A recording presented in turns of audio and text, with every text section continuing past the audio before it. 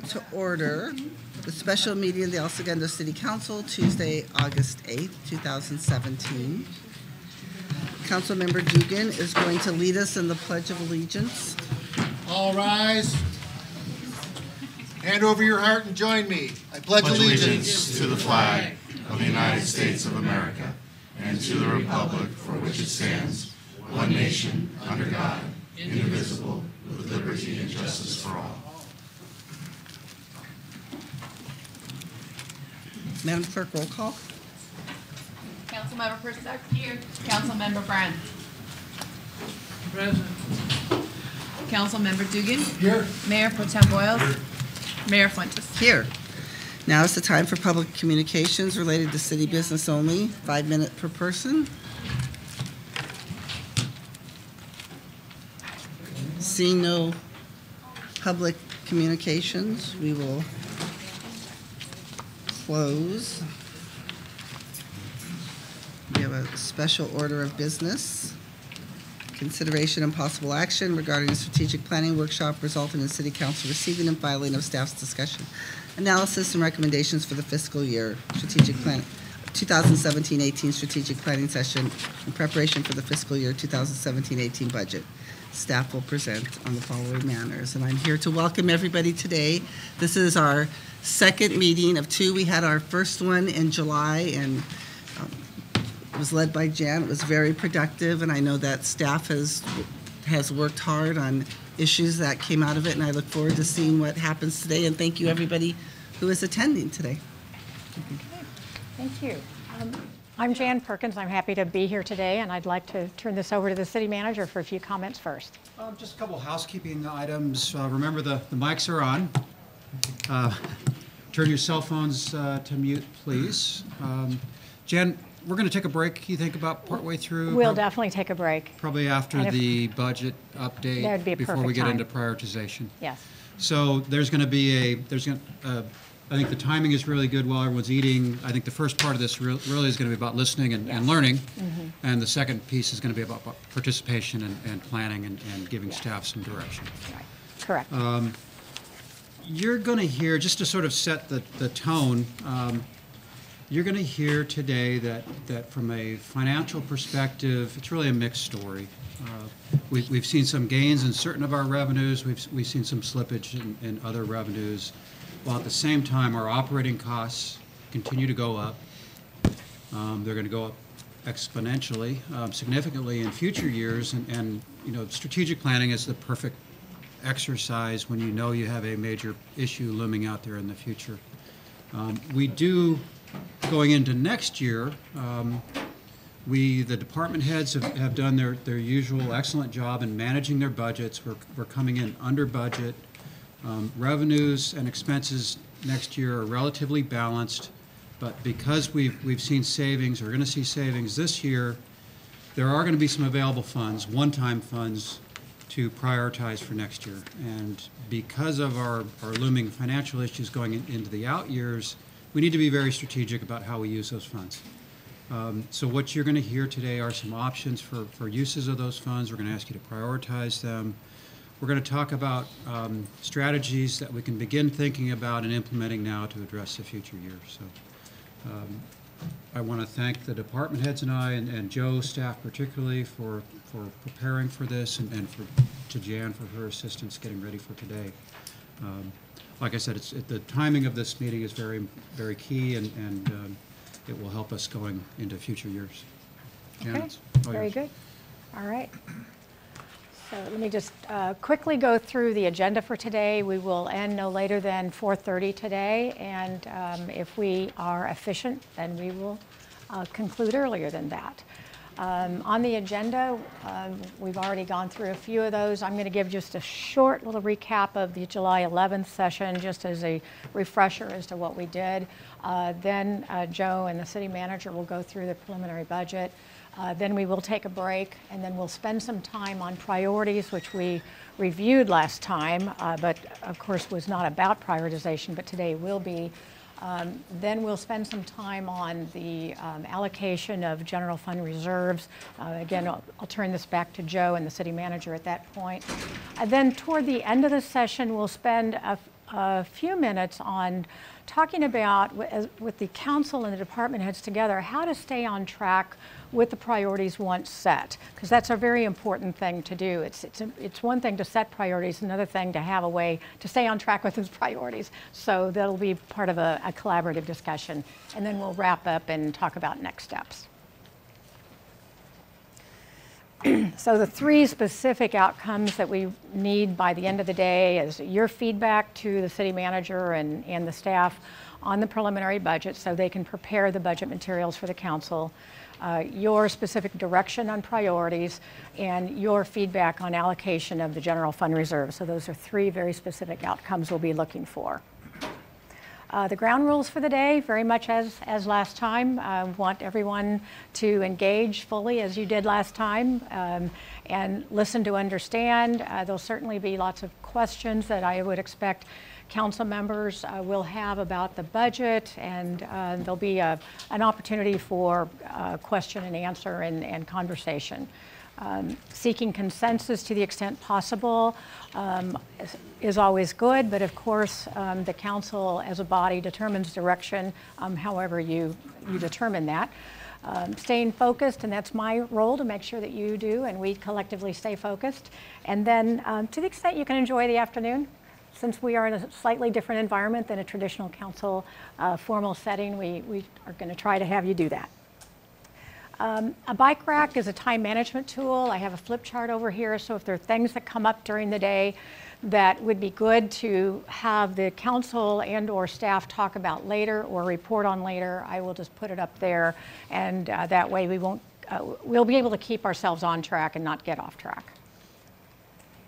So just a quick recap of the July 11th sessions, just about a month ago. So you recall, we spent just a little bit of time at the beginning of the session talking about accomplishments. It's important to reflect on accomplishments and critically what contributed to those accomplishments, so you can repeat what contributed. And you did a nice job of identifying factors that led to those accomplishments over the last couple of years. Then we had a presentation on national trends, state trends, regional trends that may be important for the city of El Segundo to consider as you think about your strategic priorities for the future. Joe presented an overall financial outlook at a macro level. We went through goals and priorities relatively quickly, but it's just simply to understand what are they, and there was definitely some clarifications that were provided. And then we went through the priorities worksheet. So the El Segundo's key goals were reviewed, and it was determined by the council to keep those as is.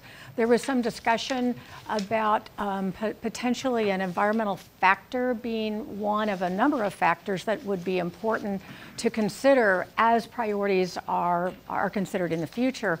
But the council determined that the goal statements are pretty new. They're only a year old, and for the present to keep them at least for this coming year. And then, of course, that's something that can be revisited in any year that you do strategic planning.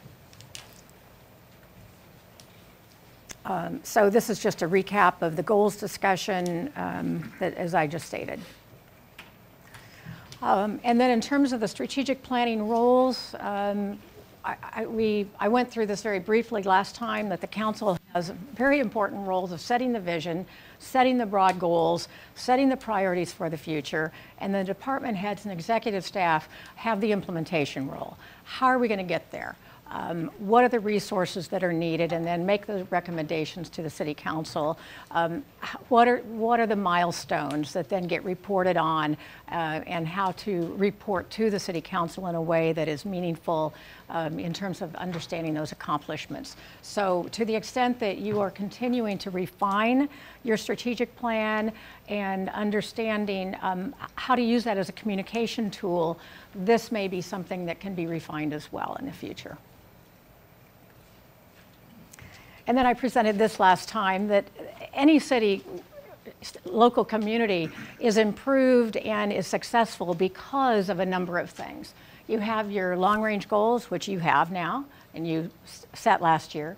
you have achievable priorities, and we'll be establishing those this afternoon. And I'll be asking the question after you do some dot voting, after you decide what your priorities are as a council. The staff then will need to reflect on those and have a discussion with you this afternoon. Are they achievable within the resources that you have available?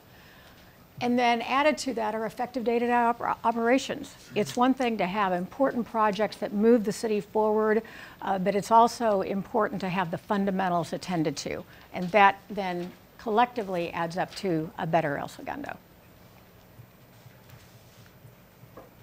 And then just the strategic plan framework is about vision, which you have, a mission statement, a set of values, your 5 goals, and then the strategies or the priorities, the means to achieve those goals, which is what we're going to be focusing on later today. So with that, I'm going to turn the presentation over to Joe to get started here. And do you want me to advance this for you? If so, I'll bring this the chair up. Okay. Good afternoon, Mayor, City Council members, everyone in attendance. Jan, if you can go to the next slide. Yes. Okay. So this is a quick overview of where we're anticipating 16-17 to end. So we started at September 30th, October 1st, 2016 with 20 million in reserves, 3.6 were non-spendable and assigned. It left about 16.4 million in available funds. We started the year with a revenue budget of 67.8 million, so that we have not changed the projections on that. Now there's some line items that are going under, some that are going over. At the end of the day, we are still projecting to be on target for that 67.8 million in revenues. Expenditures, we currently are anticipating about 69.3 million in expenditures. Notice the difference there, the 1.5 million in additional expenditures were one-time funds that were applied towards CIP and additional reserves. So estimated ending unassigned fund balance of about 14.9 million.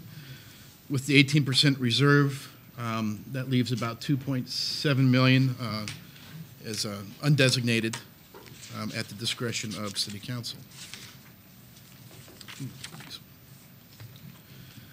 These are some of the assumptions that we're using in the 17-18 budget. We would like to get direction from Council so we can fine-tune the budget. So we'll start with the reserve assumptions. Currently, the City Council's policy is to reach a 20% general fund reserve.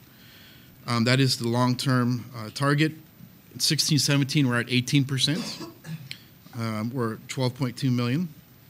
Staff is proposing to maintain this current level of 18% reserves for going into 17-18 and deferring the 1% reserve, so going from 18 to 19% into subsequent years, and using that difference of about $700,000 to strategically apply it towards CalPERS unfunded liability.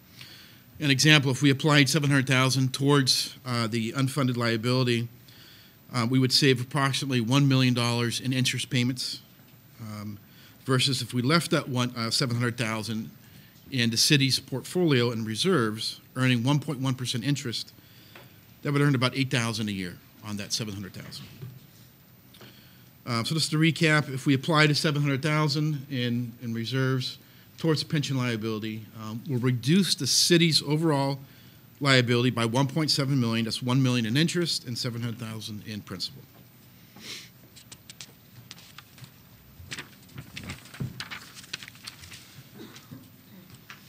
To continue on the reserve assumptions, economic uncertainty policy is to reach a balance of $2 million.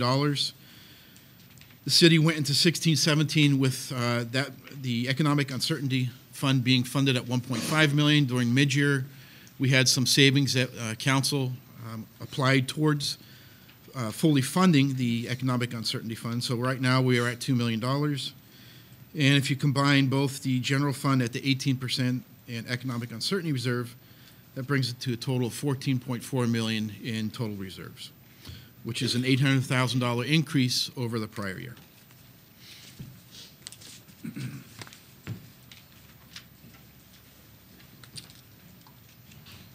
So council will make a decision on giving us direction on that reserve policy when we get into the more detailed budget discussions, but Yes. that's the assumption that we're using that defines the rest of these numbers. Correct. And there's a budget study session August 31st where we would need that direction from City Council. So the projected revenues for 17-18 are $69.3 million. Projected expenditures, so we've met with all the departments, fine-tuned that. The departments of finance met with Greg. There was another revision done, and then we're ending up with a budget of about $68.8 million. And I'll get into those assumptions, what's included in there in subsequent slides. So it's a net positive balance of $450,000, and if we go with option one, which is the 18% reserves, we'll have about $3 million in discretionary funds that council can allocate. And if council went with the decision to bring it up to 19%, then that would leave us about $2.3 million in discretionary funds.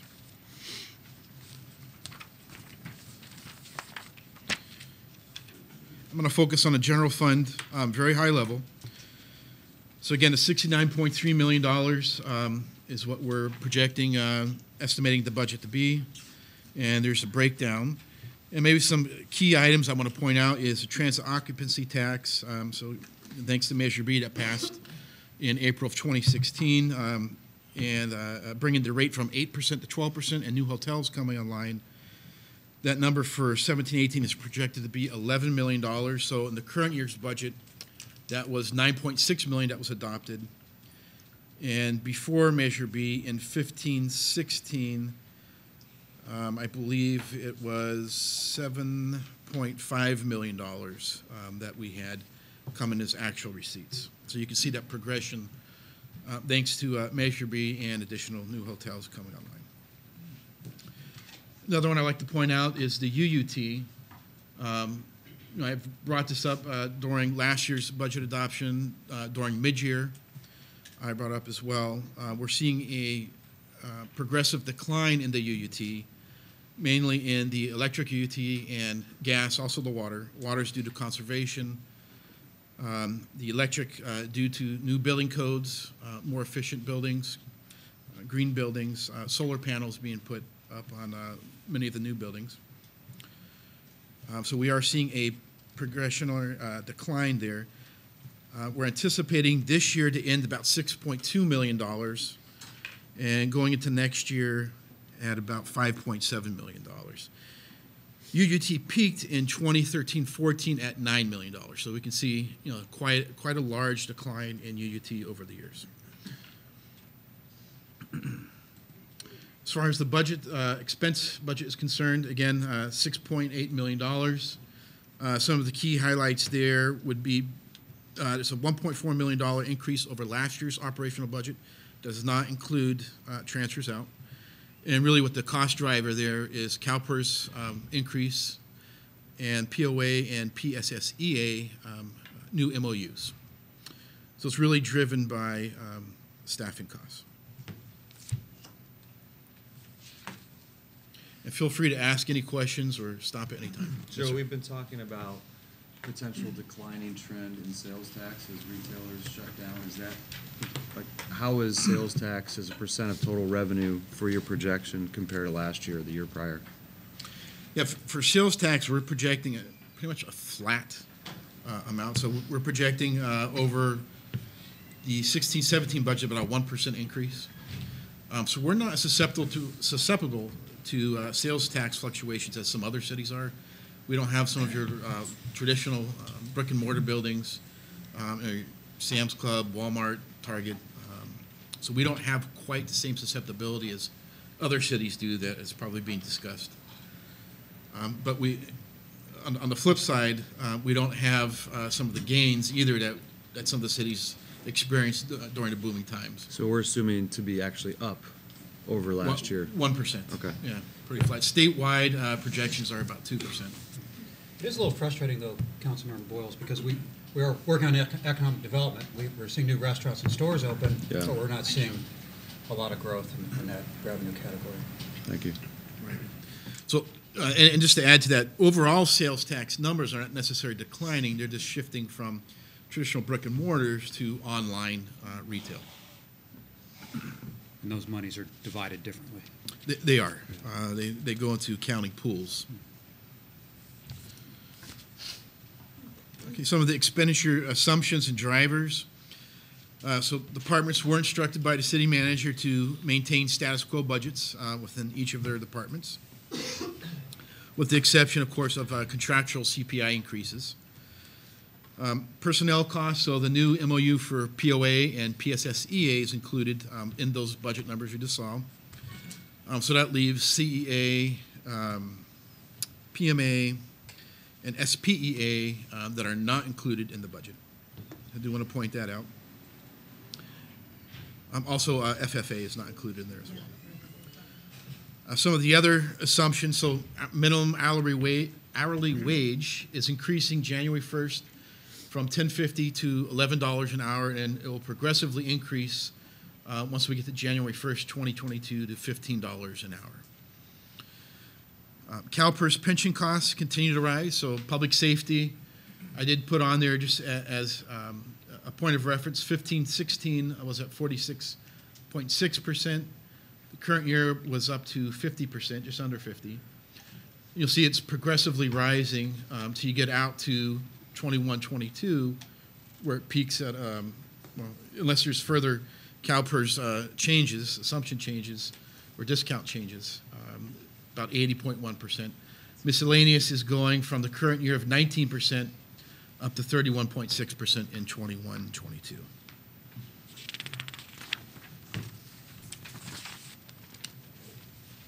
There's a multi-year forecast. Again, this is for the general fund. So you see 16-17, again, we're projected to end expenditures over revenues by 1.5 million. Again, that's covered by one-time reserves for one-time expenditures. 17-18, we're projecting revenues to exceed expenditures by 450,000. And then going out in the out years, expenditures are projected to outpace revenues. And you'll see beginning in 18-19 by about just a little bit over $500,000 out to 23 to $5.6 million. So the cumulatively adding 18-19 out to 22-23, it's about $16.3 million in deficits. If we did nothing to expenditures or revenues, we could probably close that gap for 17-18 through department decisions and city manager direction. 18-19. And going out, there will have to be some strategic decisions made to close that gap. And we'll get into some of those discussions here momentarily. Joe, is it appropriate to ask a question about the revenue model now? Sure. For future years? Sure, absolutely. Remind us what the worst case scenario was, 2009 or 10, for the city in terms of correction to our sales tax, UT, overall general fund revenue, roughly 10%? In 2009 and 10? Whatever our worst year was in the correction. If you had to guess. We got down to about $49 million. Yeah, it From sounds right, just 60? under 50. From 60. Yeah. Okay. I It's know like sales- 20%. The reason I'm asking is this assumes some level of growth, probably 3% inflation or something annually. But if 2% in some of the numbers, and some Okay. there's flat. Okay, but if we let's just say 2 years from now we have this correction that's 9 years overdue, or 8 years, not overdue, at least a couple years overdue. 9 years since we've had one, right? Correct. And we drop 10 to 20%. This curve changes drastically, right? It does, and Okay. we can, maybe what I could do is build in a mock recession and to show that. I personally would like to see it because I would like to know, given current assumptions about expenditures and CalPERS obligations, where that money's going to come from and what it would do to our reserves and the uncertainty fund. Assuming just 2009-10 happens all over again. Absolutely. I think it's best to be prepared for worst case. So I'll have that prepared for the August 31st Thank you. budget meeting.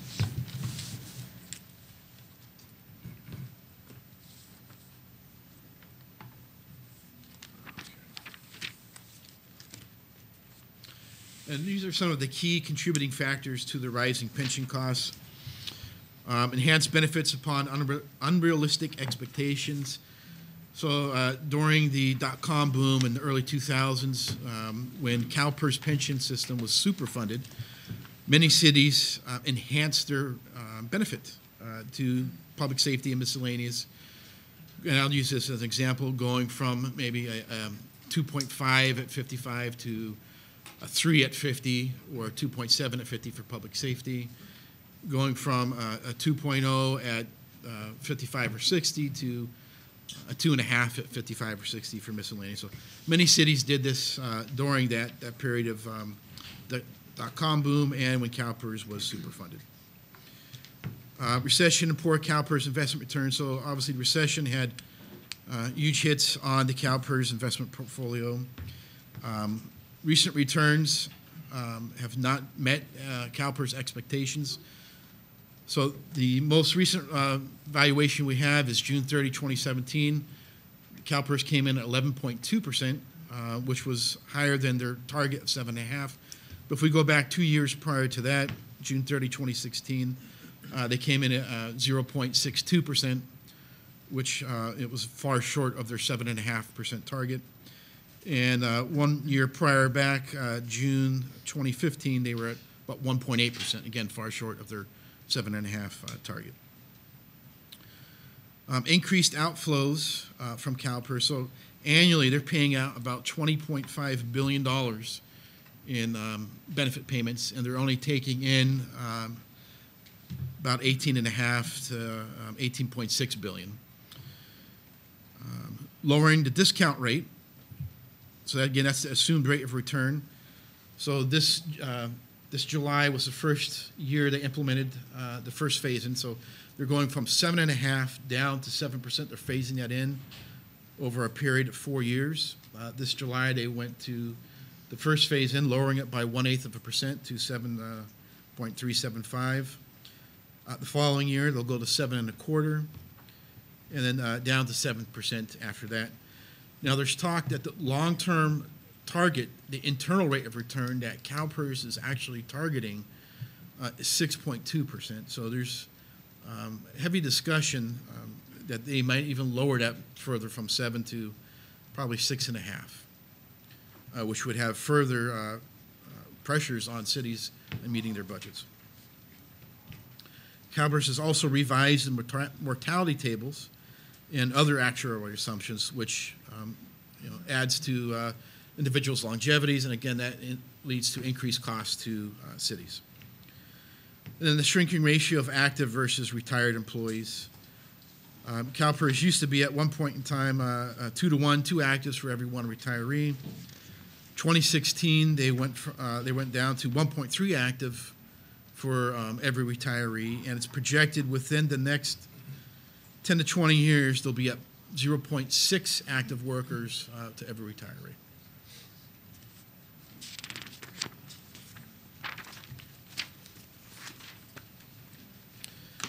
This next slide depicts the public safety pension. The top chart is the current, before the discount rate changes for public safety.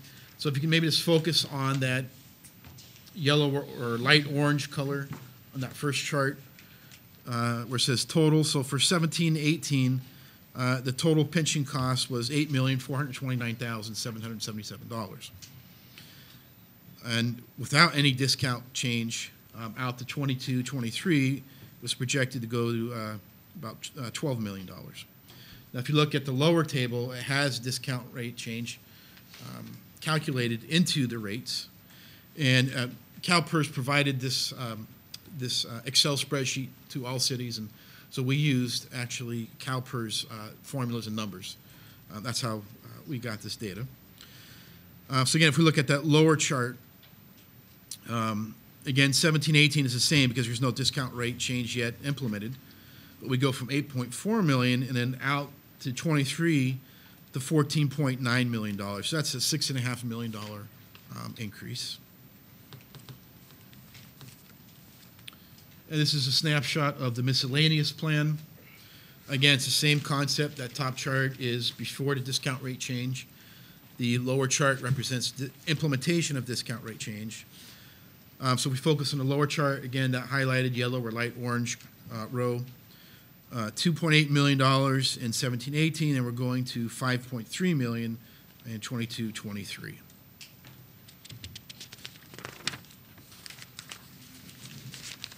I'm sorry, Jen, if you could just go back one chart.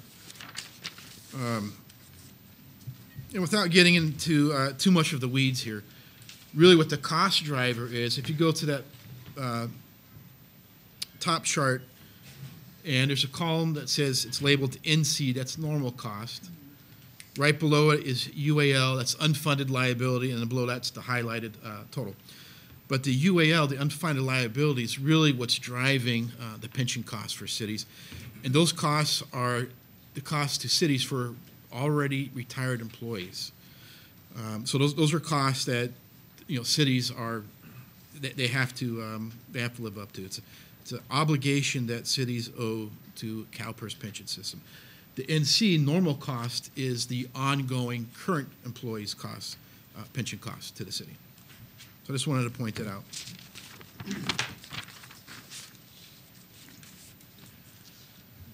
This chart represents a 10-year projection. Again, this is just of pension costs. Probably should have used different colors, but that if we focus on the far left column, the bottom light blue is miscellaneous. That top color, a teal green, represents public safety. So we're going from 17-18, $11 million, out to 26-27 to $22.8 million. So we're a little bit more than doubling in 10 years. And the cumulative increase, so if we took 17-18 and used that as our status quo, just drew a line all the way across, the cumulative increase is $69 million in additional pension costs.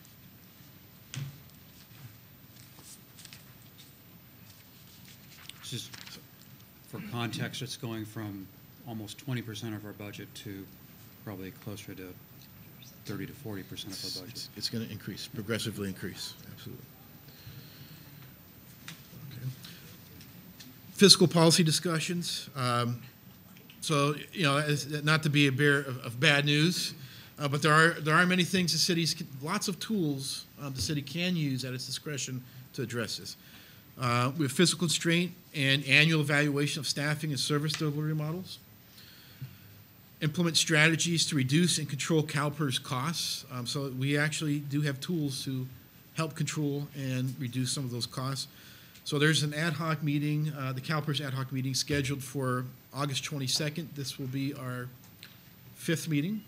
And at that meeting, we are coming up with some recommendations to bring before council. Balanced employee compensation policy and pension cost sharing.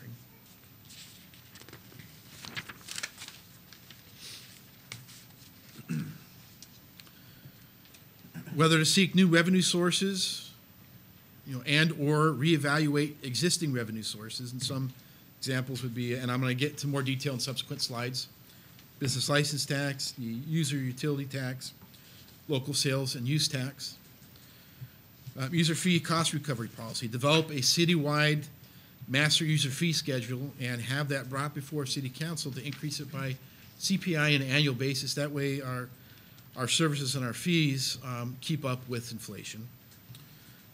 Another one is refuse services. Whether to pass a credit card convenience fee on to end users or to continue to subsidize as a cost of doing business and absorb into the operating budget. So as we bring more and more technology online, I'll use, for example, the online business license, which is projected to go live in December. We're going to have a higher percentages of credit card use by our constituents. So we're anticipating for 17-18 an increase of $91,000 in credit card fees, and I worked with the Treasurer's Department to come up with that analysis. So that will bring the total credit card fees in 17-18 to $190,000. Again, as we implement more and more technology and have more online services for our constituents to use, those credit card fees will increase.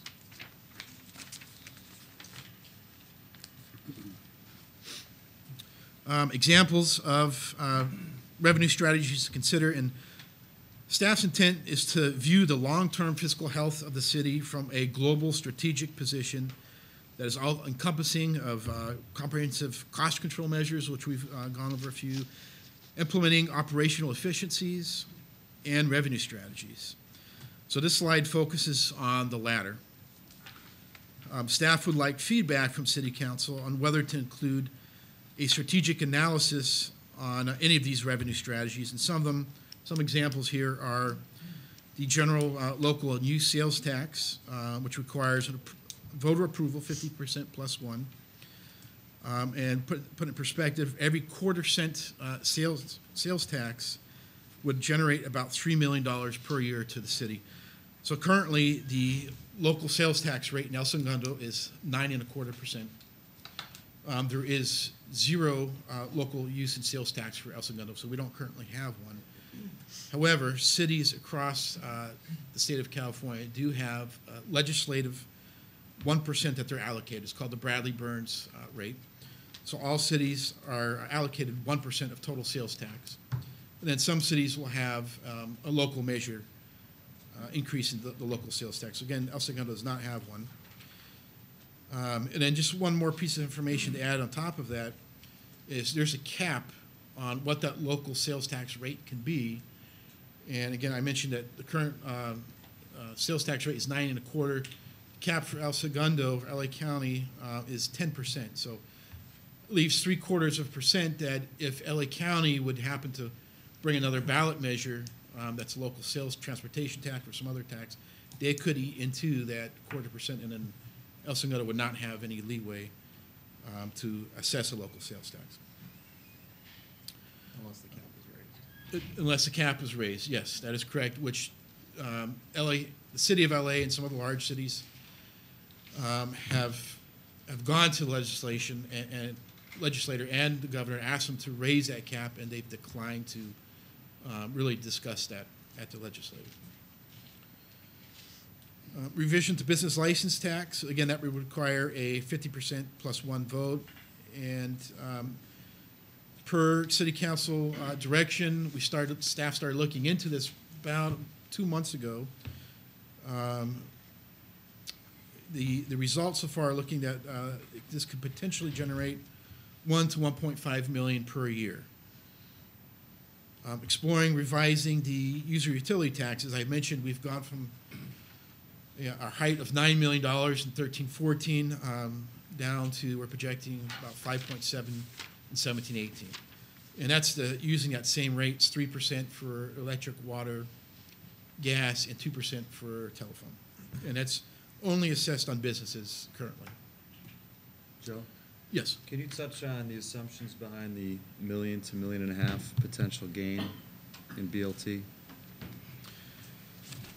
Without getting too much into the weeds, and we're still, again, kind of looking at how we're structuring that, staff has met with planning, economic development, city attorney, city manager's office, and we've met several times on this. So one of the things we're looking at, there is a sales tax credit right now that generates about $1.4 million to businesses, and that's at a rate of 40% of the sales tax that they generate. They can offset their business license tax up to whatever their business license tax would be assessed at.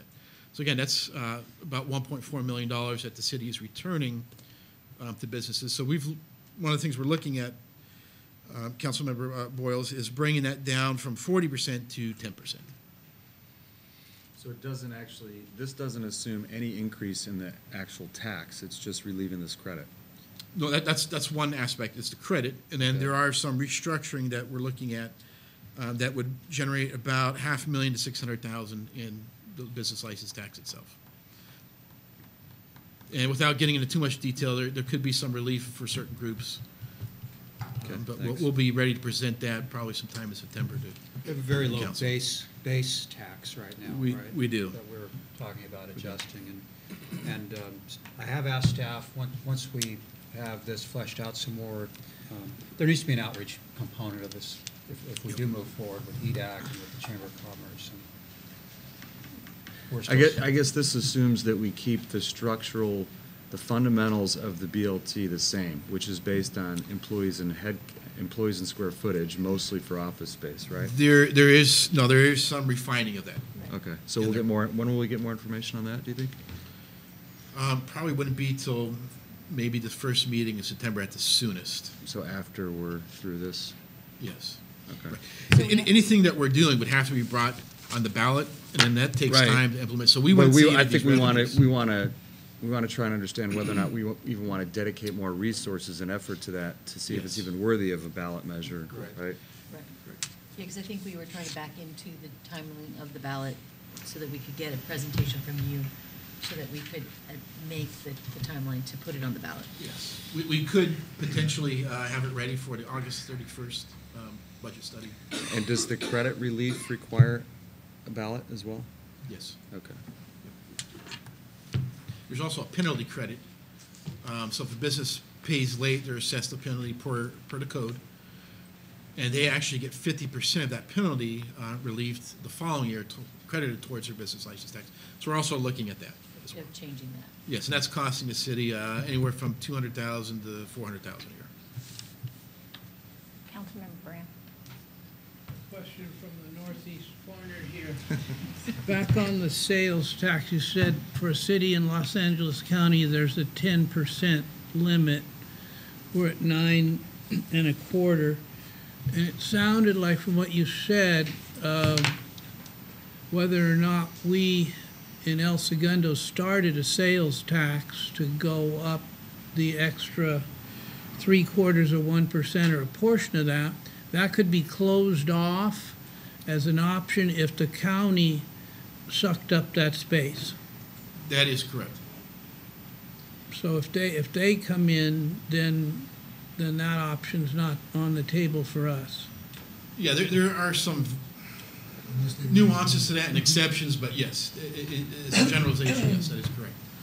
And then, have you taken any time to study a tax on visitors who park their cars in structures in town and what the value of that could be? So my staff is looking at that as well. We put these three as a primary focus, but yes, we are looking at that one as well, Dr. Brand. We like to charge people who don't live here rather than be paying taxes for those who live here. We don't like that. Joe, back to Pay for our trash or If we, anything. just hypothetically, if we were at 10%, we had, like, from a city, we added a tax to get us to the 10%, and then the county came with something, would that knock ours out? No. Would it stop No. the county? So for instance, measure, I believe it's H that passed, it was a county measure back in the March 2017 ballot. It was a homelessness tax. Yeah. It was 0.25%. Now, I'll use this as an example. Santa Monica is already at that cap. So that 0.25% does not apply in Santa Monica. So, and there's a whole write-up that was done. Okay, that I can forward so- to you if you would like. So then, Whoever gets so there you, first. it wouldn't just keep escalating, it just caps at 10, so who's there first gets it? Whoever gets there first. In theory, unless there's some type of legislative change to that law, correct? It's like a I don't know, gunfight. So- Mr. You King, get do you have the anything to drop add to that? No, that's my understanding as well. So if we 925 knew that includes the last county year's was measure. planning on doing something to get it to 10, it would behoove us to go first, to gobble up that, It would, so it goes directly to the city rather yes, than than to the the county. county. Because it's gonna go to 10 regardless, if it goes to 10 regardless. There were some cities that opposed Measure M and Measure H because of that concern, that those were going to potentially cancel out their ability to raise their local revenues.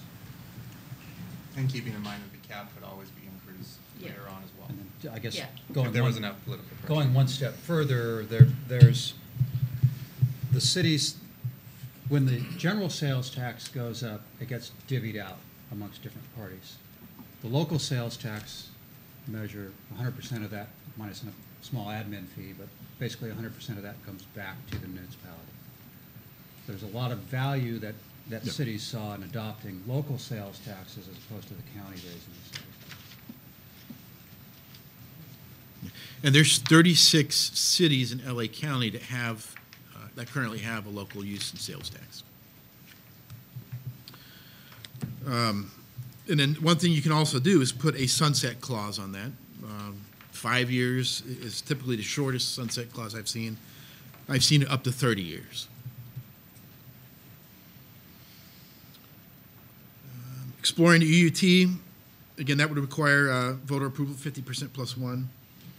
A 1% increase in the UUT, the current structure for business community only, would generate about an additional $1.8 million. And that still would not put it back up to the dollar amount that we received at its height in 13-14.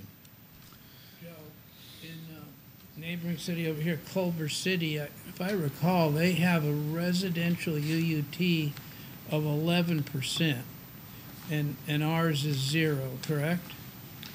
Ours is 0. That is correct. In fact, we are, out of all the cities in LA County that have a UUT, we're the only city that does not assess it on its residents. Now, some cities have a different structure. They'll have a residential structure of 1% and then a business structure that is different. I think we were the second lowest on the business side, right? Yes, correct.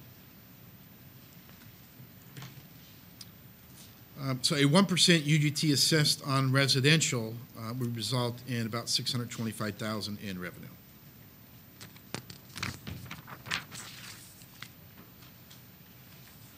And then additional strategies would be, of course, continue our economic development efforts, which have really been a huge success and continue to be.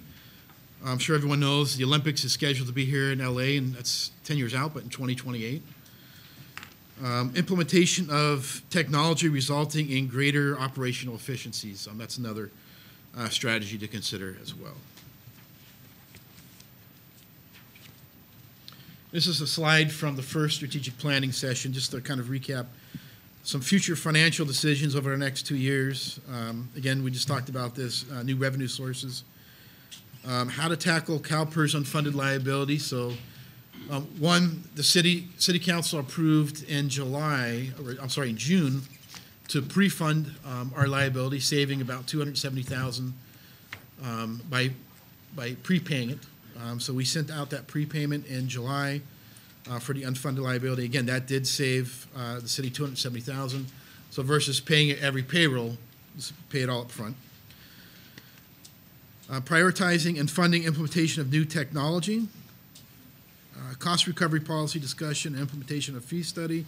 That's underway. We did have a kickoff meeting with staff last week. The consultant came out, and that went pretty successfully, and the fee study is underway. Top Golf, that discussion is ongoing. Review of current business model for refuse and water sewer. So our last rate implementation increase for water sewer is scheduled for July 1st, 2018, and then we would have to start a new Prop 218 process sometime during the 17-18 fiscal year to begin a new rate study for water and sewer. Land use discussions, infrastructure financing, stormwater costs, and then future salary and compensation models.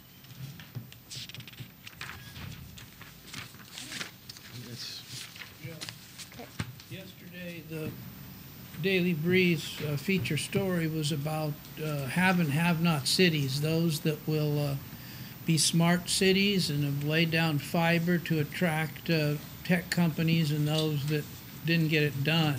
And that's going to separate the state, Los Angeles County, between the smart cities and the ones that aren't. Is that what C is about, or is C about new technology here in the city for our operations? That could be one of the encompassing factors, but I think it's more broad than that. It is new technology in general. So the technology committee, has been meeting for almost a year, and I believe they've prioritized a listing of which I think you should have a handout on, of some technology that they would like to move forward with for 17-18.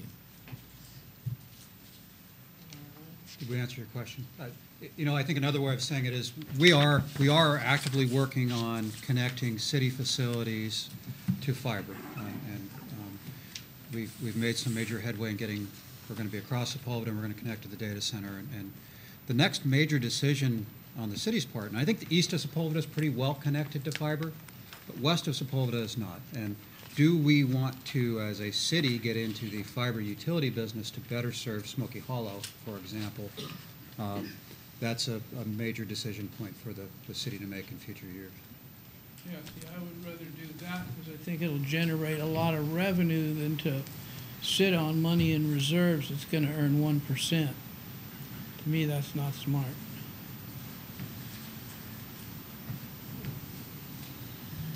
It probably won't generate a lot of revenue under a current business license and setup, so.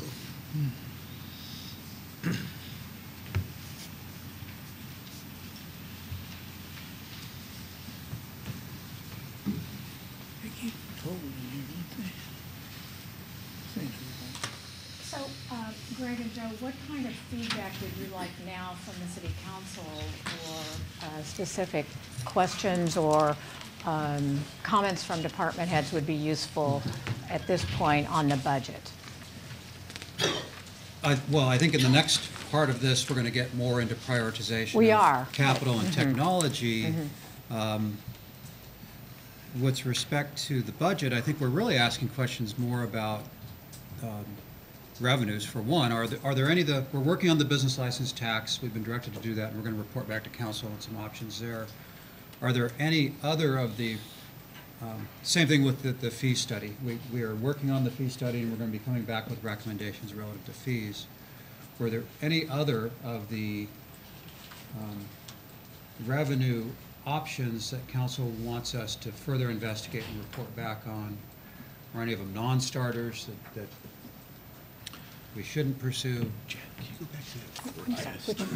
Greg, I hear pretty loud and clear from merchants that we've got parking issues downtown, and I don't mean that we've got necessarily a lack of parking, but that we've got people kind of abusing the parking that we have in place. And from the police force stance, I don't know that they feel that they have the staff to patrol that.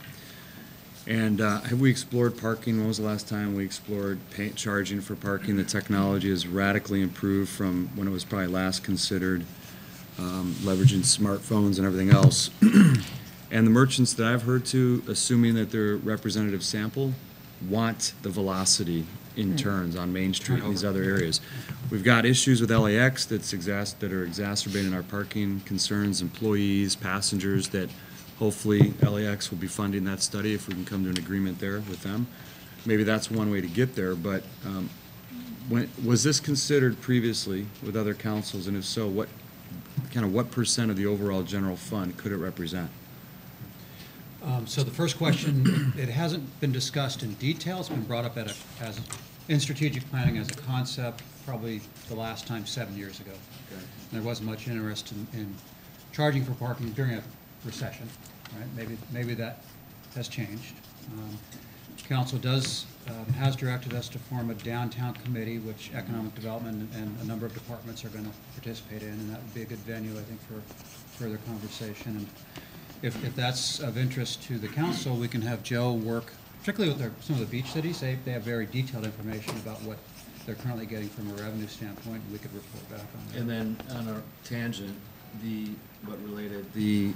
business license tax, I believe some cities ask you how many vehicles you're parking as part of the business license process, but there's no fee for that, and there's no permit associated with that, per se. Have we talked about or explored refining the business license process so that we have a truer understanding? Right now, there is an incentive, frankly, for businesses to say, no, I only have X number of employees, and there's very little audit to ensure that their numbers are accurate. And our business license structure is based on head count and square footage, predominantly. If we had a parking pass or something to that extent where your parking passes available were directly related to the number of people that you report, also encouraging people to explore alternative transportation, relieving congestion. I think that's something we should look at too, is if we're going to look at parking, it should be comprehensive in nature, not just downtown parking meters, but LAX and other impacts for employees, and how do we maybe incorporate that in the business license process? Because there are many businesses that foster remote working, that don't have the employees on, or that they're going to encourage alternative transportation that could help us relieve some of our problems. So I don't know if we've looked at that in the past either as part of the business license conversation. We charge contractors or something per vehicle. Yeah, the fee, I mean, I've paid it before. It's number of vehicles you have operating, but even that is like, if I have a business and operate in all of LA County, and I have 12 vehicles, I'm certainly not going to pay on a business license tax for 12 vehicles in El Segundo, 12 vehicles in Hermosa Beach, because I don't operate 12 vehicles. Right. So even that needs to be reevaluated as a way to get to business license tax. So I do think we need to dive into business license tax pretty significantly. Okay, we can look at the vehicle aspect, because the vehicles do they're using our roads and our streets, and they're using up parking.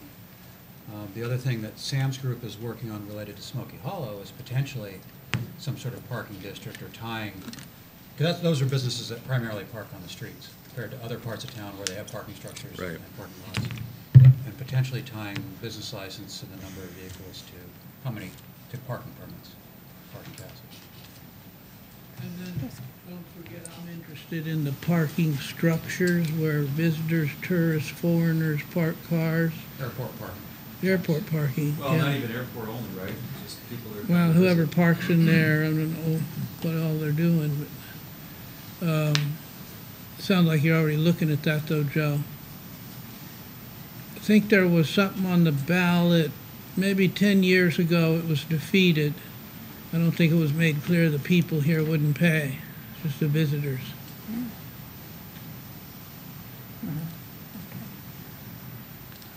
Any other comments from council member on any of this? Philosophically, Oh, I think this is what I struggle with. This is a great place to live. We're very fortunate because we got these businesses surrounding us. Our residents don't pay for trash. They don't pay for residential UUT. They don't pay for parking.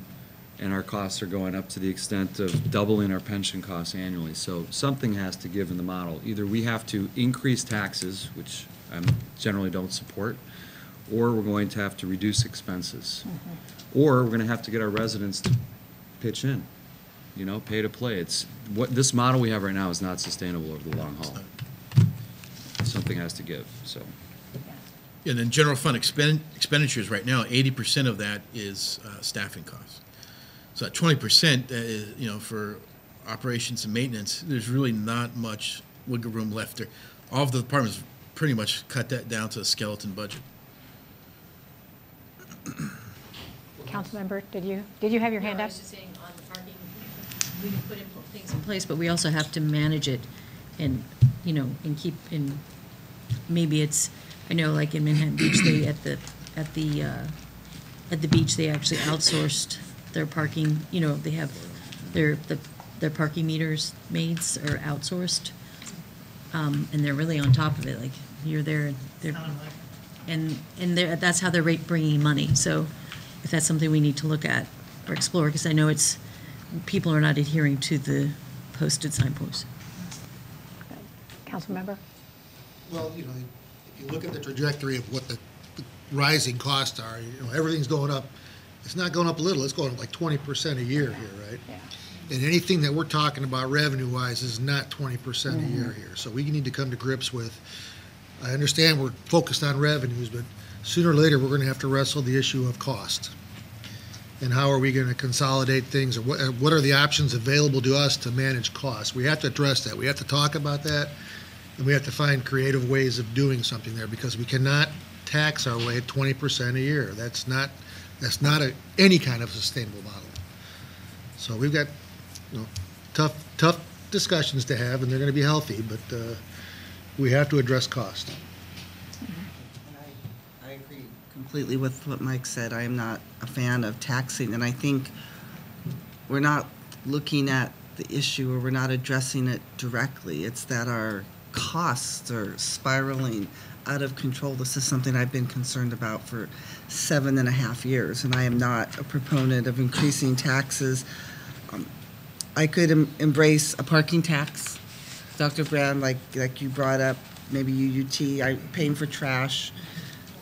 I know our residents wouldn't be very happy about that, but we can't continue to raise tax. If our cap is 10%, sales tax isn't the only tax we pay. We have, gas taxes. I mean, our state is taxifornia, and I don't want to contribute to that. At some point, we have to draw a line in the sand and get our expenses under control. So they're tough decisions, but I don't see ourselves taxing our way out of this. Okay. Just one thing I wanted to point out, so that this forecast in the expenditure line does not include any monies towards capital infrastructure at all. So we still have this, unfunded capital infrastructure need as well. The user fee study, Joe, when did you say that would be published, or roughly?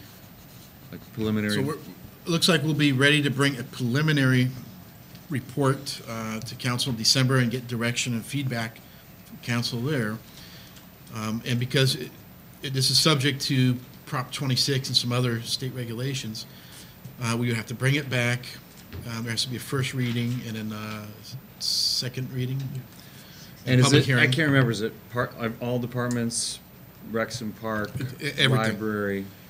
Okay. That's why we'll have one comprehensive fee study. And do you have a general sense, I know it's early, but like how much revenue we're talking about? No, it just started off, but we should have that ready for council to vote on in March.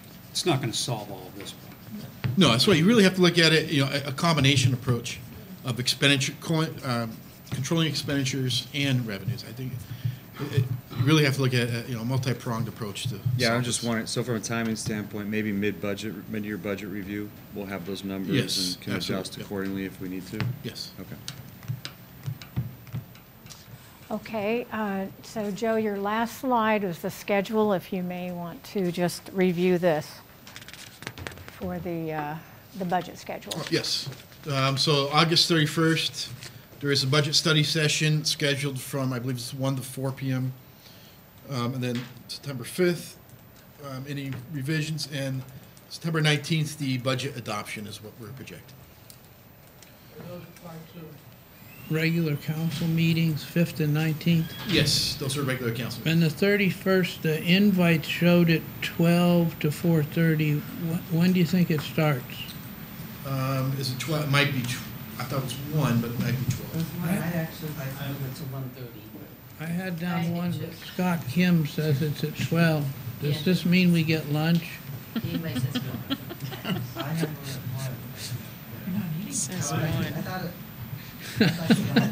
Thanks for reminding me. Schedule at 1. That's my fault. I was playing with my phone and accidentally sent a wrong alert. I apologize for that. Can we change it to 1:30? I mean, they don't get. I don't think there's any problem with staff. So Scott's taking me. We'll send out a revised notice. Yes. Thank you. Okay, we'll start at 1:30. It's can I meet with you just to make sure everybody's okay? Okay, Jan, Okay. where are we at? Okay, so Next let's, program. let's go ahead and take a 10-minute break, and then when we come back, we'll dig right into the priorities. Good, thank you. Okay, so we're going to now begin the process of setting priorities. So let me walk through the introduction to this, and then we'll do some dot voting, and I'll explain how that's going to work. Just to set the stage, everybody in this room knows that setting priorities is important. If priorities are not set by the policymakers, then just out of default, they have to be set by someone, by the people who are actually doing the work, which is the staff. So it's so critical that the city council be able to say what's most important, which is what this part of the afternoon is about. So I like this quote from Fast Company. David Allen wrote an article called Productivity Principles. There's a magazine called Fast Company, which is really focused on the high-tech environment, and many of you may know that magazine, many good articles in that. But I like that. You can do anything, but not everything. Everything that is on the list of priorities that we went over last week and that we're going to talk about today is important. clearly. And in fact, it is not a comprehensive list of everything that is important for the city of El Segundo, but it is everything on that list is important. But the question is, what are you going to focus on next year? And so that's what we're going to really be spending some time asking the council to prioritize. So at the end of this process today, and then of course it will all be written up and come back to the city council for formal adoption, what we are hoping to have from the council are a set of tier 1 priorities. Those are the things that the city council will say you must move forward collectively as a city government, city council, city staff must move forward on as the top priority and will receive the primary attention. So those are the things that you're really going to be focusing on. The tier 2 items are also, of course, important, but they're going to be the projects and priorities that will be worked on as resources permit. And then there may be some things that are on this list that should be either deferred or removed. And I'm going to give you an opportunity to identify what those are. If they are deferred, it may simply be because you realize they can be delayed for 2 or 3 or 4 years. So that's the process that I've designed for this afternoon. Jan, did you remind people how this list evolved? Where these items came from? Yes, I'll do that. Okay. Let me do that right now. So everybody should have in front of you, and I have my version right here, this thing called the priorities worksheet. We went over this last month on July 11th and went through it item by item, and there were some refinements as a result of that discussion, questions from council, clarifications from council, clarifications from department heads, and there was actually one item added to it. This came about through 2 means. One was that I conducted individual interviews from council members and asked each one of the council members, what is most important for next year? What are your priorities? What do you hope the city will really make progress on next year? And then I also then suggested to the staff, you identify the priorities that either are underway or that need to be on the list from the staff's point of view because they're critical in operations in moving forward. So that's what this list is. I also, in order to let everyone know what's what, the items that are in bold were the items that came from the city council, and the items that are listed in italics are the items that came from the staff. So that it's a fairly simple way, I think, of seeing what came from what source. So that's what this list is. So this is very similar to what you saw last time with just a few refinements based on the discussion last time. So I have placed at each council member's spot 2 different colors of dots. One color is this bright orange, and council members have 10 of these. And then you also have 5 dots that are in yellow. The yellow dots are for items that you think could be deferred or delayed, or removed, I'm sorry, deferred or removed from the list. And there may be, 1 to 5. If you think there are more than 5, I can give you more of those dots for discussion.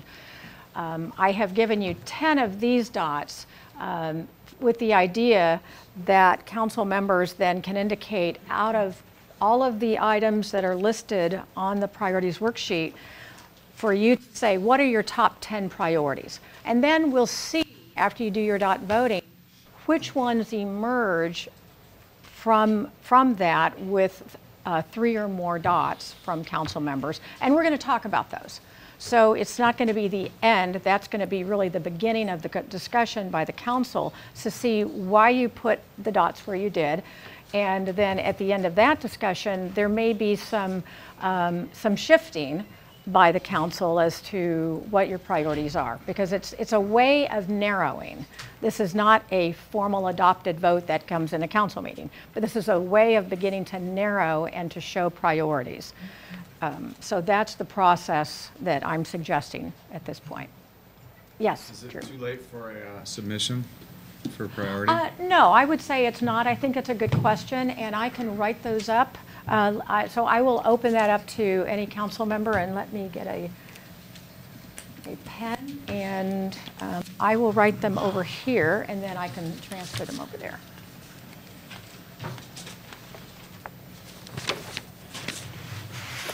Let's see here. I think what I'll do is take this off first.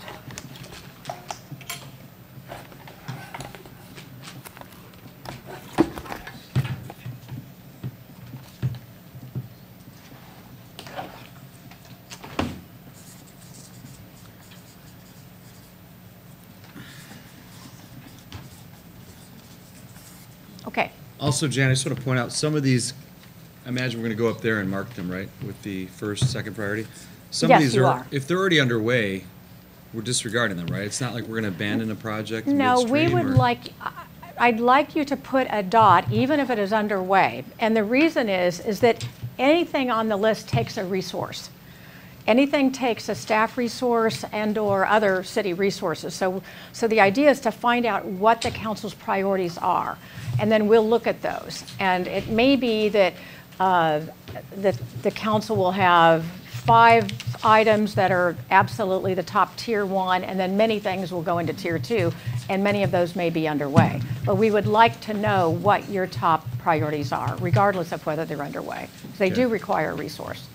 So what did you want to add? Under Goal C, develop as a choice employer and workforce, I would like to add that we do a third-party HR audit of all policies and procedures, more specifically the HR maintenance, or the HR municipal code that's from the 1950s, recruiting and hiring processes, record keeping and compliance, safety, workers' comp, loss mitigation, performance management, and learning and development. I mean, right now, we got very specific. We said focus on employee development and engagement. We know we need to do that, but there might be other things within the HR realm in Lynn's department that need emphasis sooner rather than later.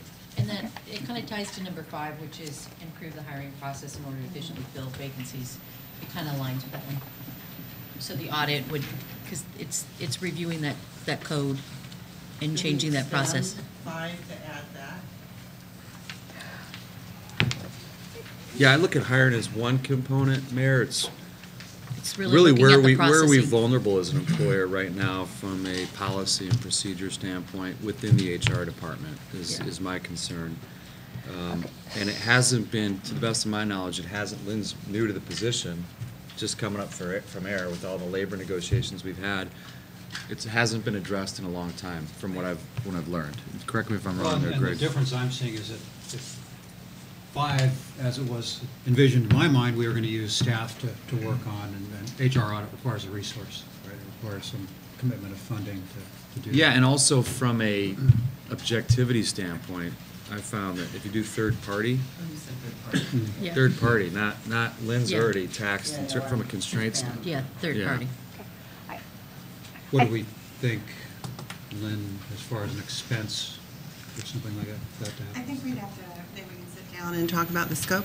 Again, that was a quick list. Yeah. There are things that we need to look at, update. Some things I'm learning that are even there, though they're in there, like current legislation would trump, even though it's a ordinance, I believe it's called. So there's some updating and things that we do need to look at. Some elements that may have to go to the voters. I just did one for 10 grand, so you assume that you have twice as many employees as I have, and it's a government, so they might charge you more. Maybe it's 50, let's say 50 maximum. I don't think it's a huge expense, but it's something worth looking into, in my experience. Yeah, I could use your help. Thank you. Yes, that's what I would recommend. Okay, so I've added a C6, which is to engage a third party to conduct a audit of municipal code, I'll say, et cetera, to ascertain the updates that are needed, with the scope to be determined, obviously. Yeah, just one anecdotal thing is the technology committee has spent a lot of time looking at all of the requests from departments, really good ones about Rexham Park needs a new software because it's sunsetting, fire wants a labor scheduling system, all these requests.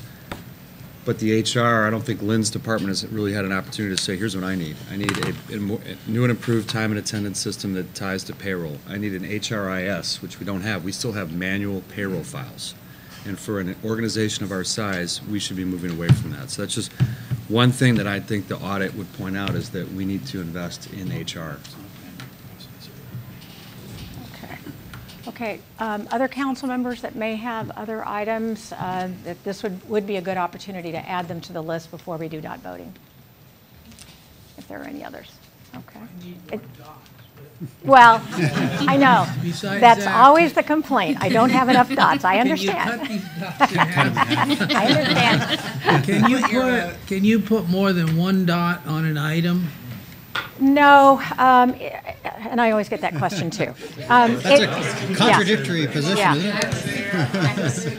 I'm outside the box. The box is over there. Yeah, no, it is one dot, because the purpose is really to see what the sense of the council is as to your priorities. We're going to be discussing the results of the voting, and so it is important that there be one dot on an item, and then we can see what emerges. So, yeah, okay.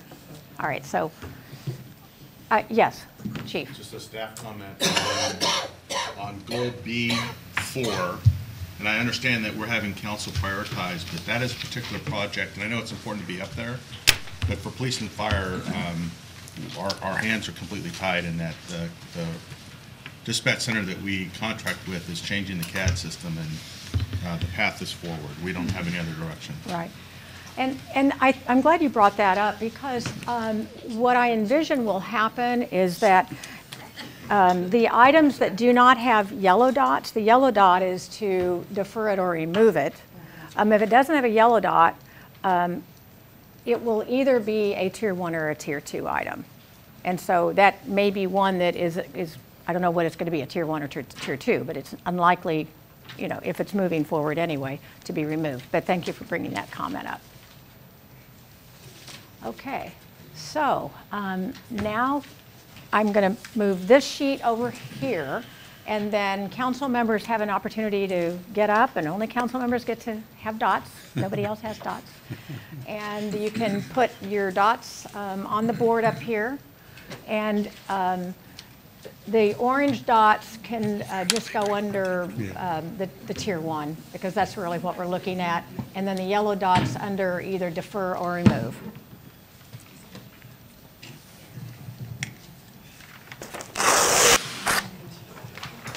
I think I'm okay right now.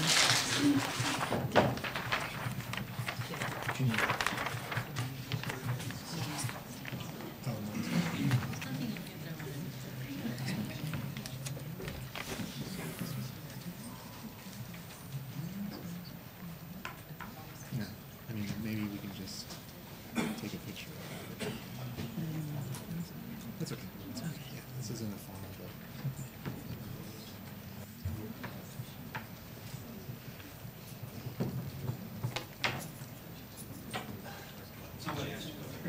Joe, can you help me clarify the difference between A2 and 4? Sorry, 2 and 3. A2 and 3. A2 and A3. Why don't you, maybe you should tell everybody.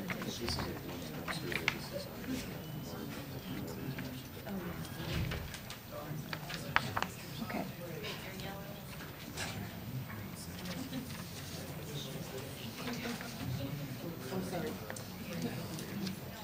You know, Jan, since Okay, so, Councilmember Boyles is asking about was a council oh, specific comment? A2 A2 and A3. They're really related. okay, well, maybe they should be together then. The vendor we've been speaking to does essentially both. Yeah, maybe they should be combined. Okay, well, for the purpose of dot voting, then just vote on one of them, and when we discuss it, then we can talk about whether they should be combined. So they're coming in from out of town.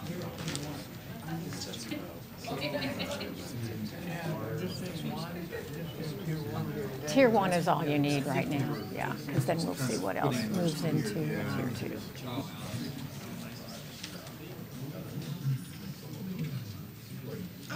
They were like, they didn't want to answer more questions. Remember, they said there were 5 applicants, but they didn't want to answer additional. I'll leave it off to the side.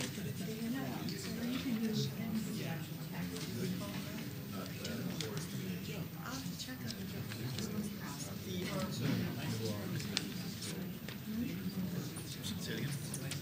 I'll go from the back.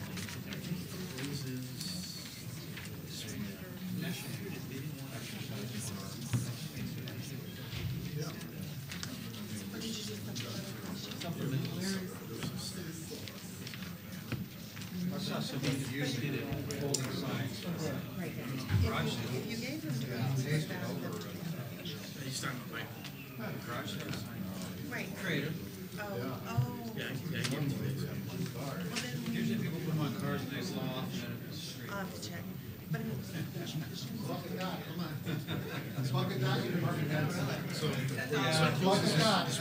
on, Department. I don't know how many.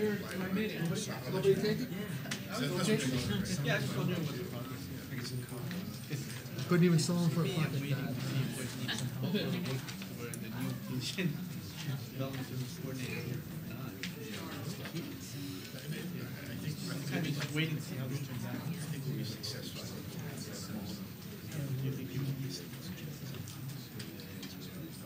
then the next question is, are any of our next question is, no, which we can allow. I don't think yet. so here's the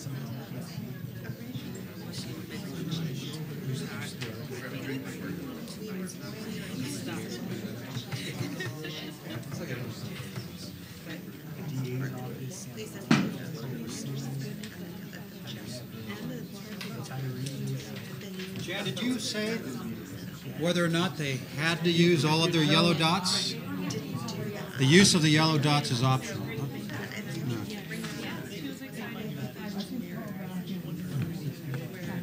Huh?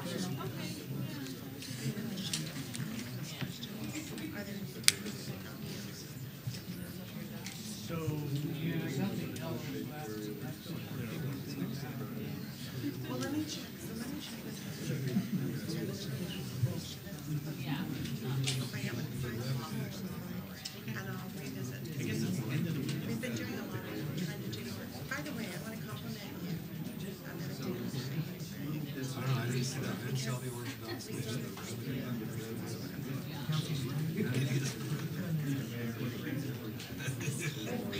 That's under what I want.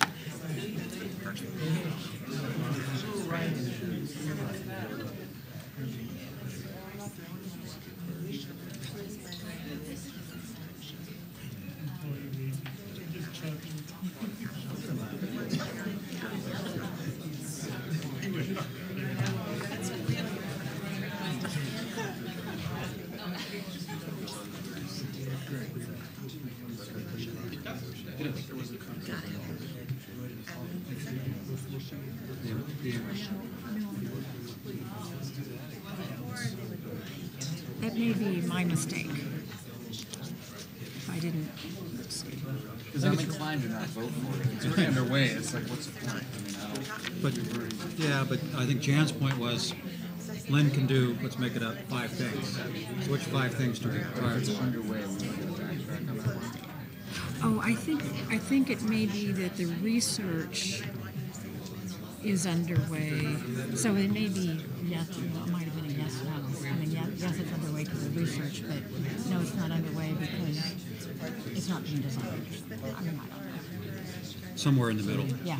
We've got Okay. a selected vendor, we have the money for it. You just okay.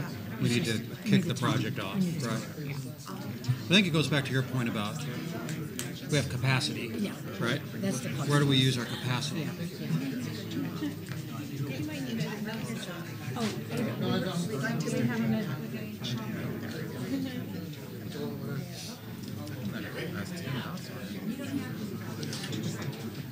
Oh, wait a second. Oh, there's only 5 yellows. You're the last one. That's okay, I'm done. I'm just doing it on here. You didn't?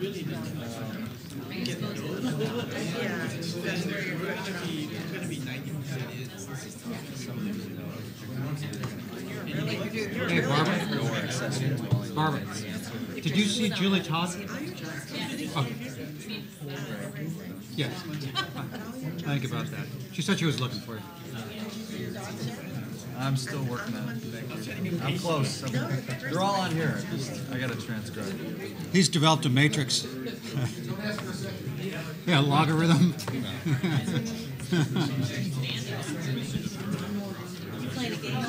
No, I'm getting interest from that. Yeah. I don't get any dots. You do have to vote on your own idea. Of course.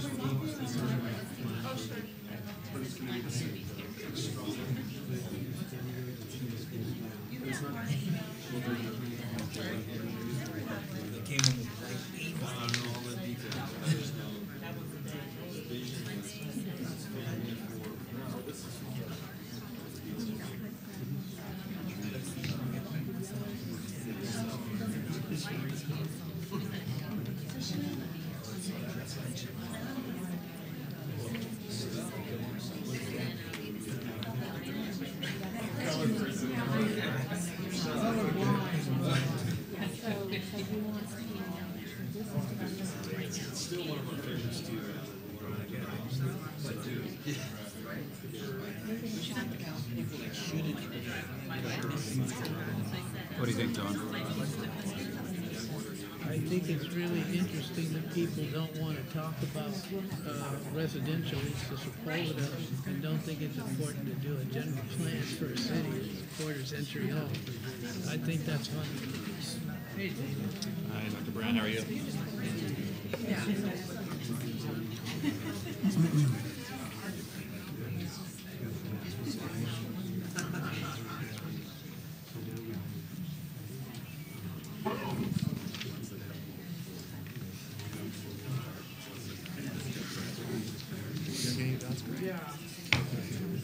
No. I do, they're just microscopic.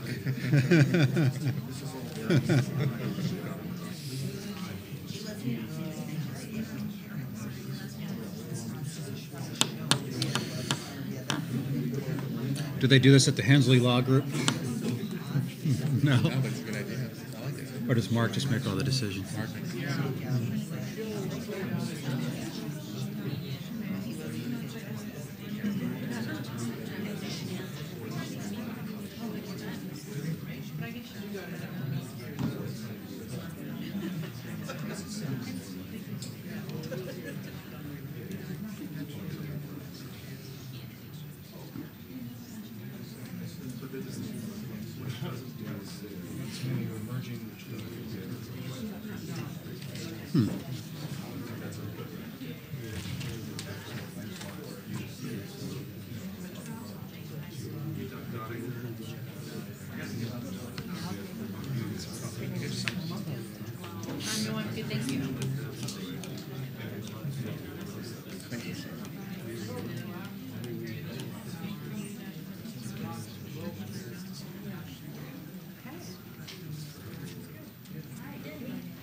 We have some results, and then we have some discussion.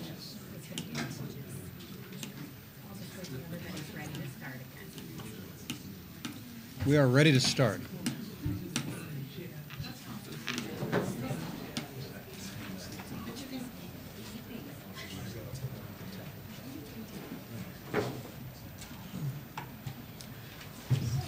Okay, I'm first going to indicate the ones that receive 3 dots or more of the orange, the bright orange dots. And then we'll talk about those, and then we'll talk about the yellow ones, and then the rest of them. The first one that received 3 or more was B1, increased focus on crime prevention, including greater community engagement. So we'll come back and talk about what that means. Can I just point something out? That Yes. I think we established that under A, 2 and 3 are essentially the same thing, therefore would have 3 votes or Oh, more. okay, there was a clarification that 2 and 3 probably should have been one item. So, okay. It's really understanding what our residents and businesses want through It's- through okay. 2 different means. They're both about community survey. Yes. Okay, so there are 3 there. So we're going to count that as 1. Okay. So that's goal 2-3, goal B1, goal D1, which is successful implementation of new technology, goal E1, which is the downtown. There's a whole series of things with the downtown. Goal E3, which is addressing the pension liability. There were actually 5 on that one. And then the new one, goal C6, the third-party HR audit. So it looks like, I think there's 6 tier 1s. 1, 2, 3, 4, 5, 6. So it worked the way it was supposed to, actually. So good job. Because what that really means is that provides the staff with a pretty good sense about what the most important things are. But before we move into the things to be deferred or removed, and we have to discuss those, I'd just like to ask if there are any council comments or clarifications or staff questions or comments on any of these 6. So now would be a good time to make sure that there's clarity about what these are. So the first one would be goal A, 2 and 3 combined, which is a community survey and point of contact methods. So any comments from council members first about expectations, and then any questions or comments from staff? Well, as an update, Mayor Pro Tem Boyles and myself and Joe have met with a couple of consultants around community and customer surveys, and I think we've narrowed it down. What is our schedule and scope looking like? So we've narrowed it down to one company, and we're going to start a contract with them. It's within Greg's signing authority. So we'll be moving forward with that to conduct a business survey based on a Net Promoter Score and a residential survey based on the Net Promoter Score.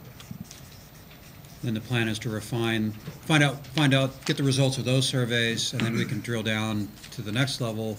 For instance, if they all come back related to the business license process or the building permit process, I think we can drill down to those customers to get more specific, actionable items from a more focused survey. Okay, so the first step is to conduct the surveys and then use the results of the surveys to determine the action steps on improvements that you will be implementing. It'll also establish our baseline going forward. This is likely to be a multi-year process. Okay. We also met with the city, LAX, because they hired a customer experience director, and they're undergoing some transformation, or attempting to, for customer service as well. Okay. Nowhere to go but up. Okay. So does that explanation meet council's understanding of what that priority objective would be? Those of you who I voted think for there's that? just a little bit of a nuance in the language about what a survey means, because the consultants that we've been talking to, it's not, I think, what most people would expect of a survey, which is you go out once ad hoc and you say, how are we doing at these things? It's more about capturing data at the transaction point. So when they go to planning, when they go to finance, when they pay their water bill, when they renew their business license, starting with a score, a number, and then asking for qualitative comments. So it's, as long as everyone understands, it's a little bit different than just going out and saying, hey, what do you think about the city on these different areas? Okay, so there'll be an educational component, it Right. sounds like, about what this is. Okay. Okay. Carol, did you have? So for me, like, I think the reason why there were so many people that picked this was because we have to remember that the residents and the businesses are our customer, and it's a service that we're providing. And in any business, if you're providing a service, if you have a great service, people will pay for the service. So we were talking about, the deficit that's looming in front of us in the next couple of years. If we offer a service that is premium, then people will be more willing or apt to pay for that premium, but we have to start providing that service. So I think we have to think of it as we're running a business, and our business is our service, and if we do a great service, people will be willing to partner with us and pay for that service. And I think we need to make sure, and I think that's what this engagement is that whenever every decision we make, we have to make sure it's tied to the service that we're offering, because the service is to the residents. Okay, good. Okay. Other comments on this one? Okay. So then the next one is increase the focus on crime prevention, including greater community engagement. There were 3 dots on that one. I'd like to ask any council members who put dots or didn't put dots, but any council member to comment on that, and then maybe the police chief, if you have any comments on what your understanding would be about that. So first, council members, yes. Well, for me, there is a lot of already community engagement as far as with the police and the community. There's, they use their Facebook page very well. They're posting on Facebook, which is really great. But it's also, we want to not just put out the crimes, but the successes that the police are doing. Like, we also want to paint the picture that we are a great city and a safe city, and putting that message out there as well to counter some of the negative. Because, with negative, it escalates so fast and it turns into this monster of a post on Facebook, where if we could also be showing how wonderful and how safe we are, because we are, even though the crime has increased across the board, we still are a relatively safe city. And we want to build that community still within our city. It's important to encourage people to give them tips of how to be Exactly, safer. prevention. And also to use things other than Facebook, because that is a subset of our residents and businesses who use Facebook. Correct. We have probably a majority of people in town who do not use Facebook. Right. They have to be reached other methods. I think the chief and I would like to hear, what does success look like there? To me, it's crime drops relative to our surrounding cities per capita. That's it. And I think, a lot of people indicated technology is one way to get there, community engagement, however we can support police, fire, and emergent disaster response. But Well, and it's also we were talking about in expanding the volunteer program, bringing that back on board, putting those people, those community volunteers out in the public eye, letting people know that that's an option. It's that whole. The chief and I have been talking about this for the 3 weeks he's been here, I guess, but one of his tasks is to do an evaluation of how the department's organized, where the resources are, what is the correct organization given our existing resources, or if need be, with additional resources. But my focus is always to try to reuse the resources that you have to the best of their ability. And we want to be very strategic. We don't want to do it piecemeal, but I think we want to roll out what would the right organization of this department be and the right allocation of resources. And we're probably several months away from being able to do that. But that is one of his primary responsibilities this year, is to come forward with a longer-term strategy. a year and a half ago, Dr. Brand, Carol, and I, when we were running, we all did our independent surveys of voters.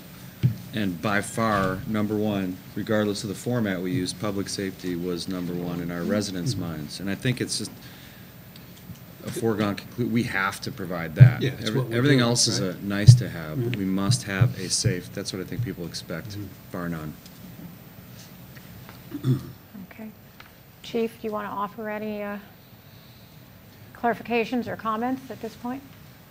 I'll just echo what the city manager said. Certainly this is a priority for us, engagement with the community.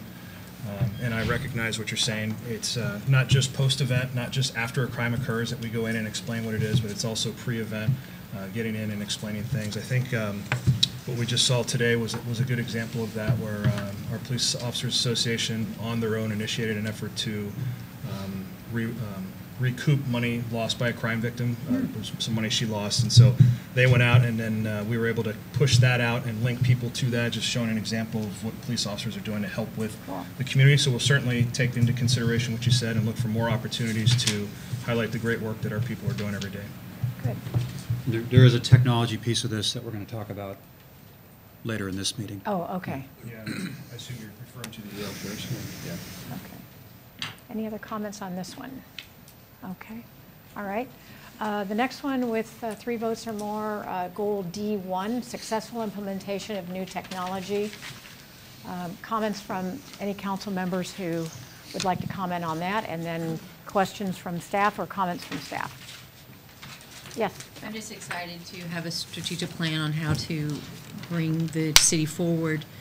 I think this, thank you to everybody in the team for, putting, it's been arduous to identify those 10 items, or 12, there's actually 12 on the list.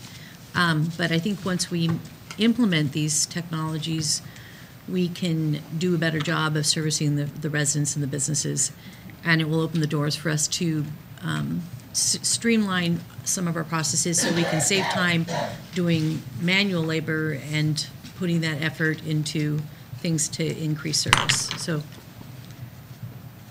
I know that there's 65 items on the list, and we've narrowed it down to 12, so I know some people aren't happy, but unfortunately, you can't build Rome in a day, so but thank you for everybody participating in that. And to the tech team, I mean, we have an amazing technology team who have put in a lot of hours, a lot more than any other committee I've known, to get this identified. Great. Okay. Any comments from staff on that, or clarifications needed, or is that clear as to the objective? Sounds like We have a clear. short-term plan. Okay. And we need to develop a longer-term plan. Is that the implementation of this list? Yes. Okay, very good. All right. Okay. Goal E1, the downtown, there are a number of items, and there were 4 dots on that one. Downtown beautification, vision for the downtown, and promoting the downtown, and creating a funding source for marketing. Staff have any questions about what that means, or what the expectations are in moving ahead for the year? I have That's a question. pretty big, actually. Yeah, it's a big one, Yeah. and I think we're going to develop a group of folks to tackle it. The question I would have for council is, besides staff resources, are there any dollar resources that they would like to see allocated towards that task next year? And I know maybe we can hold that conversation until we get to the capital list. Yeah, we could certainly do that. Or, if this is a priority, we've identified some things on a capital list, but maybe they aren't the right items, maybe the group will develop the right items. Could we just put a fund together for next year to be used for downtown improvements, and let the group identify what specifically they are? So I'll put that as a question, a possible fund for the downtown. Question mark. My Councilman. only comment is I'm really happy that we're focusing on that. My only comment is, for future, we should never let a jewel and the heartbeat of our town get so deteriorated. And we shouldn't be having to spend, if we were maintaining it and managing it on an ongoing basis, we really wouldn't be having to put so much, it wouldn't have to be such a huge project, but I'm happy that we're moving forward and really putting efforts into the heart of our town, but we should really make sure that there's a management component to it as well, so that it would never deteriorate again.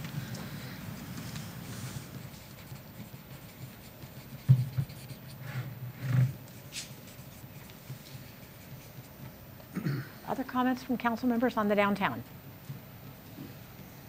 Okay. Carol and I can't talk about it too much. Right? Oh, okay. Okay. All right, the fifth one is to address the pension liability. That's E3. There were 5 council members that put their dots on that, and maybe Joe's presentation made that self-explanatory. I don't know. Comments from council member on that? More detail on the 31st, right? To me, it's the biggest line item on Yeah. our operating budget. It has to be addressed. It's the external factor that we don't have a lot of control of based on how long people live and what CalPERS decides to do with their discount rate. It would be irresponsible not to address that as aggressively as possible. Okay. Okay. And then the last item that received 3 dots, C6, the new one, the third-party HR audit. I think the comment was the scope would have to be determined. Are there any more comments on that one or questions from staff at this point? Greg? We'll have Lynn? we'll have to budget Yes. for it. You'll have to budget Yeah. for it, have to determine the scope and move forward. Okay. Okay. So then I'd like to shift to the yellow dots. I invited you to put a yellow dot on any item that should be either deferred or removed. Those are 2 different things. So I would like to ask, we'll just go down one by one. There aren't all that many of them. But the first one is the assess the variety of transportation options, including effectiveness of the current shuttle. There were 3 dots that said it could be either deferred or removed. So we'd like to hear from any council members who placed a dot there what your thinking was, and was it to defer or to remove? I think I put a dot there, and for me it would be to defer, not to remove. Okay. I would agree with Drew. I would put on there too. So just a lower priority for the coming year? Correct. Just Yes. defer it? That's the way Okay. I see it. Okay. That's the third dot, I agree. Okay, all right, so I'm going to make a note of that as a clarification on that one.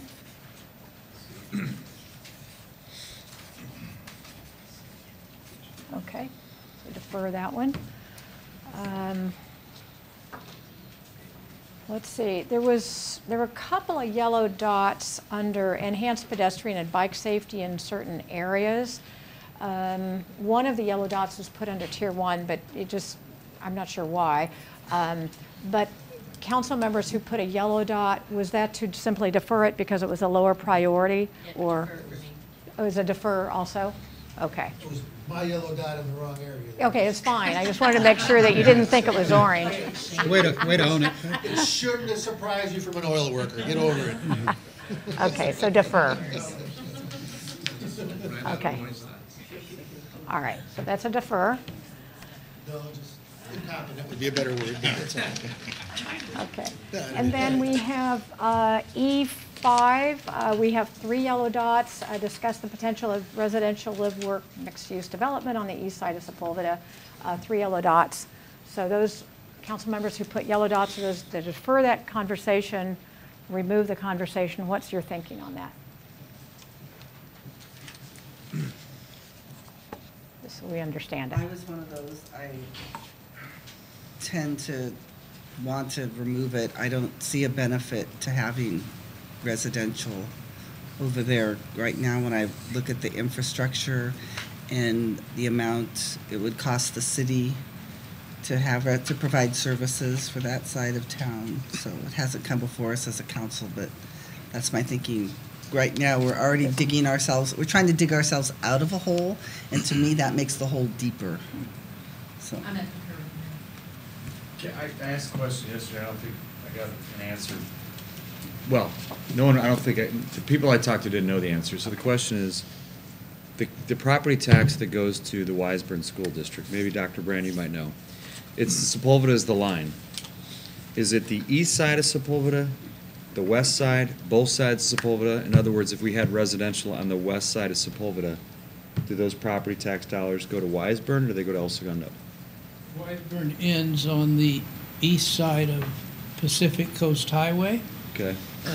So the west side would be El Segundo School District Yes. benefactor, You're right? talking property tax versus Beneficiary. the school tax. That's- Yeah, but part of the property tax goes to the school district, right? But it's the ones that are in, not the ones in the Wiseburn All the district, property right? taxes are collected from throughout the land of California, sent to Sacramento, and then they're redistributed to the public school districts based on a variety of factors. Right now, the local control funding formula is in effect the last 5 years, and distributes the money unequally, giving more to students who are learning English, who Socioeconomic.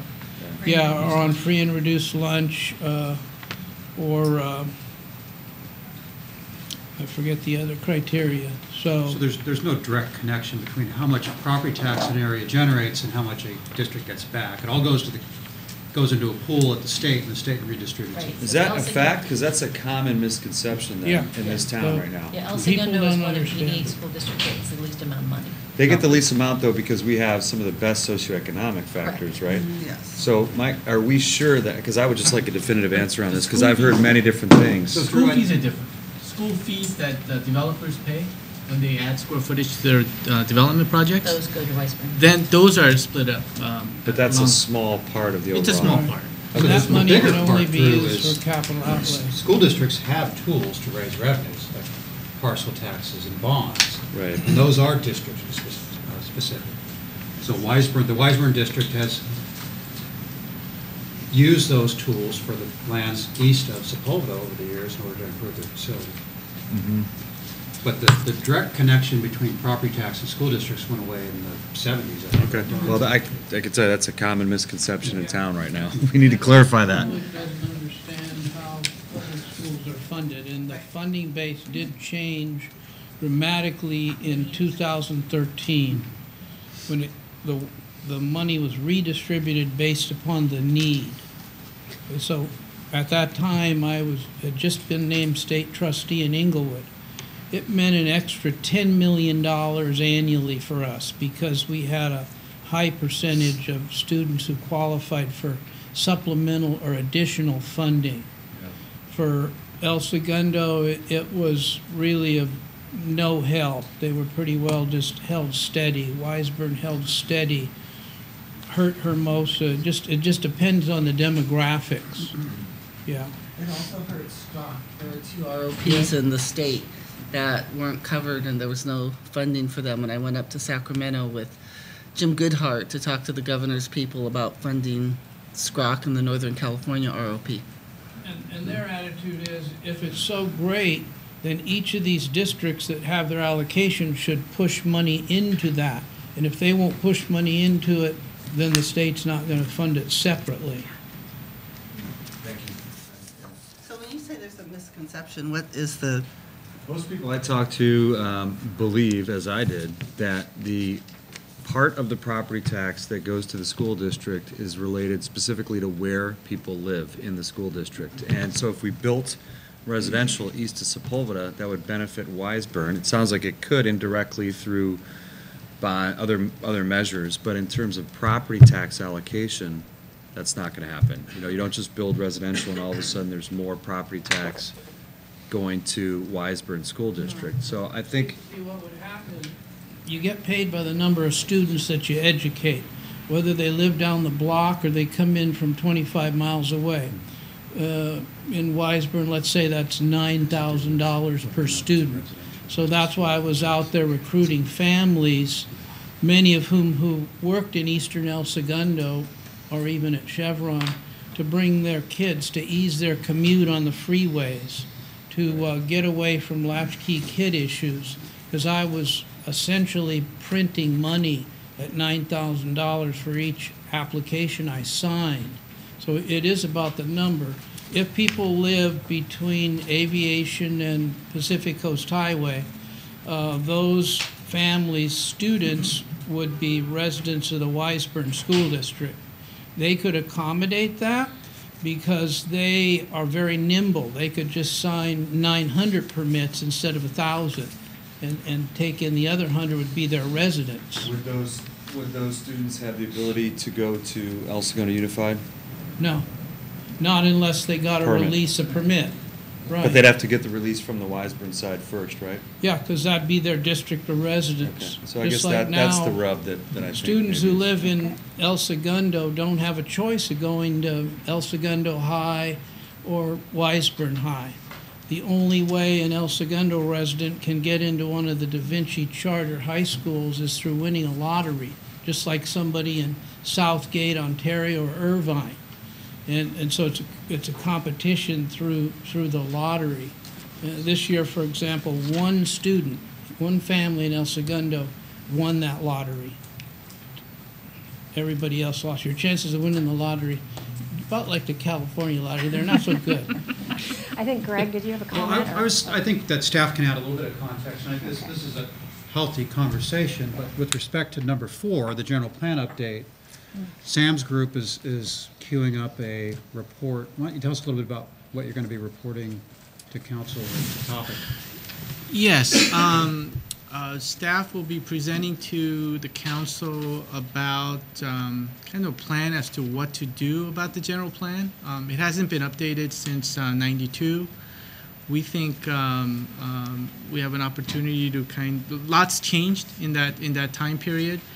And we have a strategy to either do a overall general plan update for the city at a higher cost, or we've just recently applied for a grant that could get us a lot of that money but it would be specifically to study the east side of town.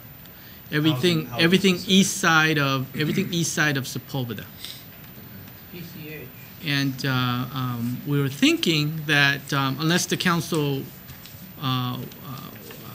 directs us otherwise, we were thinking of studying high-density commercial next to the metro. The grant is from Metro, and so they'd like to increase the ridership on Metro. So the grant strategy was to either have higher density growth zoning for next to Metro, that's walkable to the Metro stations, and the high density could be either commercial or and residential. We're thinking of studying both, but certainly if council directs us to not study the residential side, we certainly would proceed with studying the higher commercial side, because I think we have an opportunity there.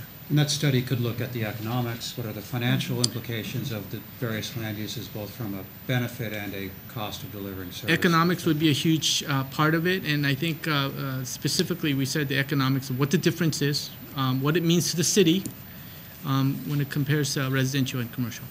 And there's some cities that have undergone similar things. Like I remember when I was on EDAC, we had like Anaheim present. Anaheim went through this, well, you're probably familiar with it, right? Near the stadium. Yeah. Wasn't that all relatively new residential? It was primarily formerly zoned commercial. And Yeah. so we'd have some case studies to look at what happened with crime and economics, right? Anaheim did that. Pasadena did that.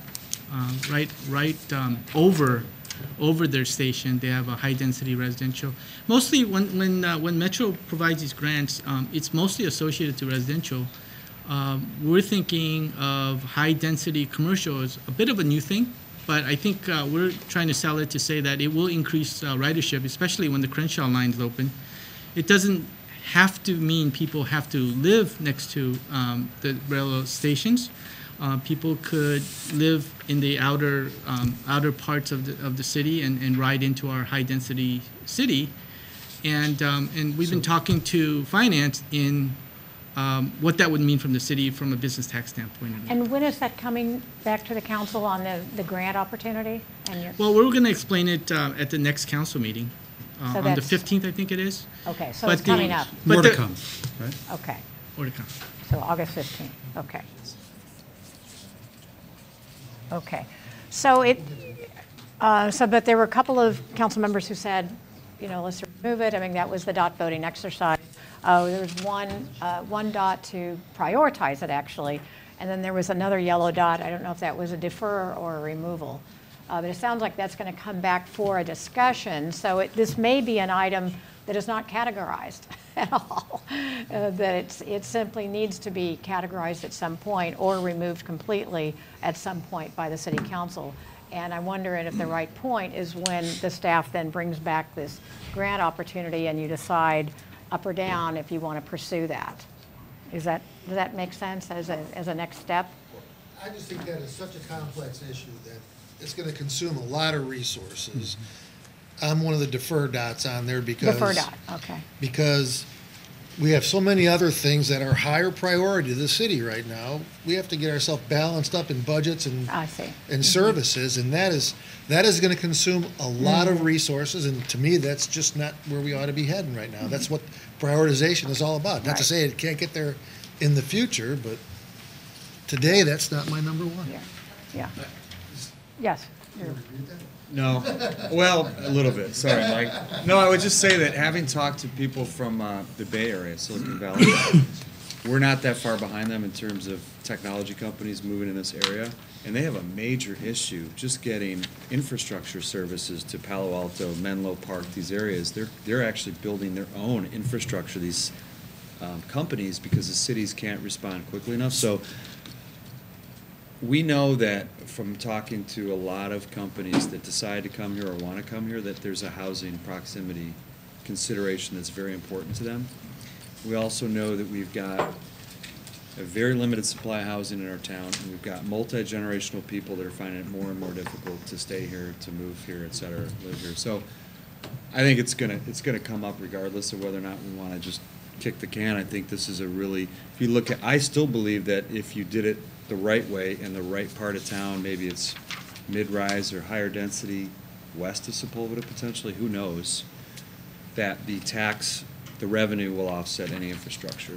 And we have cities we could point to, like Irvine, close to where he came from, in Anaheim, that have done similar things. So I'm just saying, we should at least look at it, at least at a preliminary basis, if his department's done the work to look at this. So my counterpoint return is, in all sincerity, there has to be, planned, I guess, resources for a community that you're going to add, right? We're going to add community members into it, whether it's the east side or the west side of Sepulveda, however you're going to do it. You're going to put a lot more people in these areas. They're going to have an impact on existing infrastructure for community people, now parks and recs and all the other things.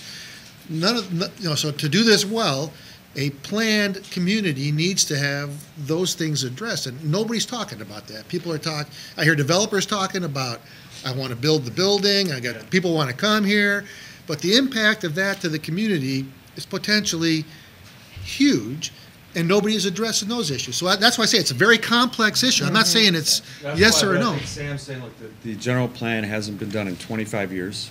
And part of the general plan, it's got CEQA elements, doesn't it? There is an environmental review process that involves all stakeholders. So it is a comprehensive study, either at a subset level or for the overall town.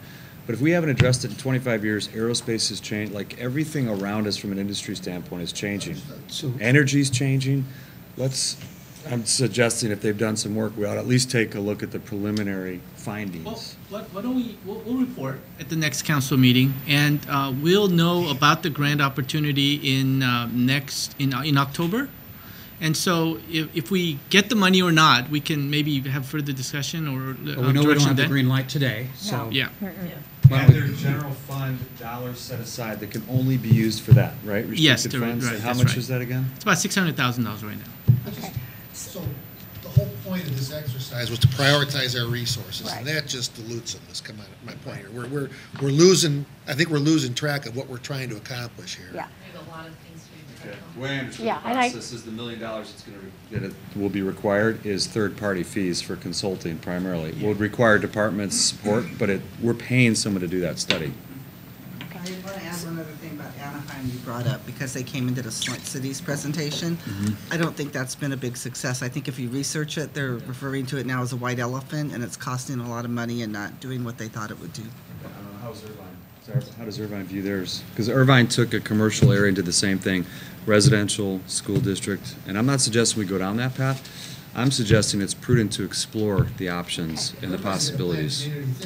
They planned out the whole community. We don't. My point is, we don't have enough information. I threw out 2 city anecdotes. We don't have enough information to make a decision either way. We ought to study it. That's all I'm suggesting. So let me just, to bring maybe this part of the discussion into perspective, number 4 is the general plan update. And well, they didn't receive enough dots for Tier 1. It also did not receive any defer. So that will automatically become a Tier 2. And it may be that some part of this gets surfaced, but it's clear that 3 council members said, and that was the question, should this be deferred or removed? And 3 council members do not have an appetite to really get into this in any significant way. I mean, that's what I'm hearing from the dot voting, and that was the question. But if it comes up as part of a grant to tell you, you've got an opportunity, yes or no to the grant, If it comes up as part of the general plan in some way, then that's a policy discussion. But it's not going to be a high priority because you've already said right now that it is not something that you want to put a lot of staff resources in. So I'm feeding back what I'm hearing and what I saw from those 3 yellow dots. Is that a fair representation? Yes. Okay. So anything that is not one of the top tier 1, which are the 6 items, will automatically go into a tier 2. Jan, can we Yeah. clarify the last point? Yes, It's not- please. It's not sitting right with me. Okay. Oh, okay. Could you talk, Sam, about the process? We have $600,000 dedicated to a general fund that can only be used for a general fund study, correct? What would it take for your staff to say, and by the way, we're not just talking about residential, we're talking about all of El Segundo if we do it right with $1 million that's required potentially, right? It's So- actually more, yeah. More than that, okay, but what would be required for your staff to engage in a study like that? Okay, I'll be short. We could do, I think we have 2 choices. We could do a general plan update, and it's gonna be in the ballpark of about $1.5 million. We have $600,000 saved now. That's one. And that would be studying the entire city, the residential, commercial side, and everything. As an option 2 is we're waiting on the results of this grant application. That grant application is to study the east side of town where the 3 metro station is located.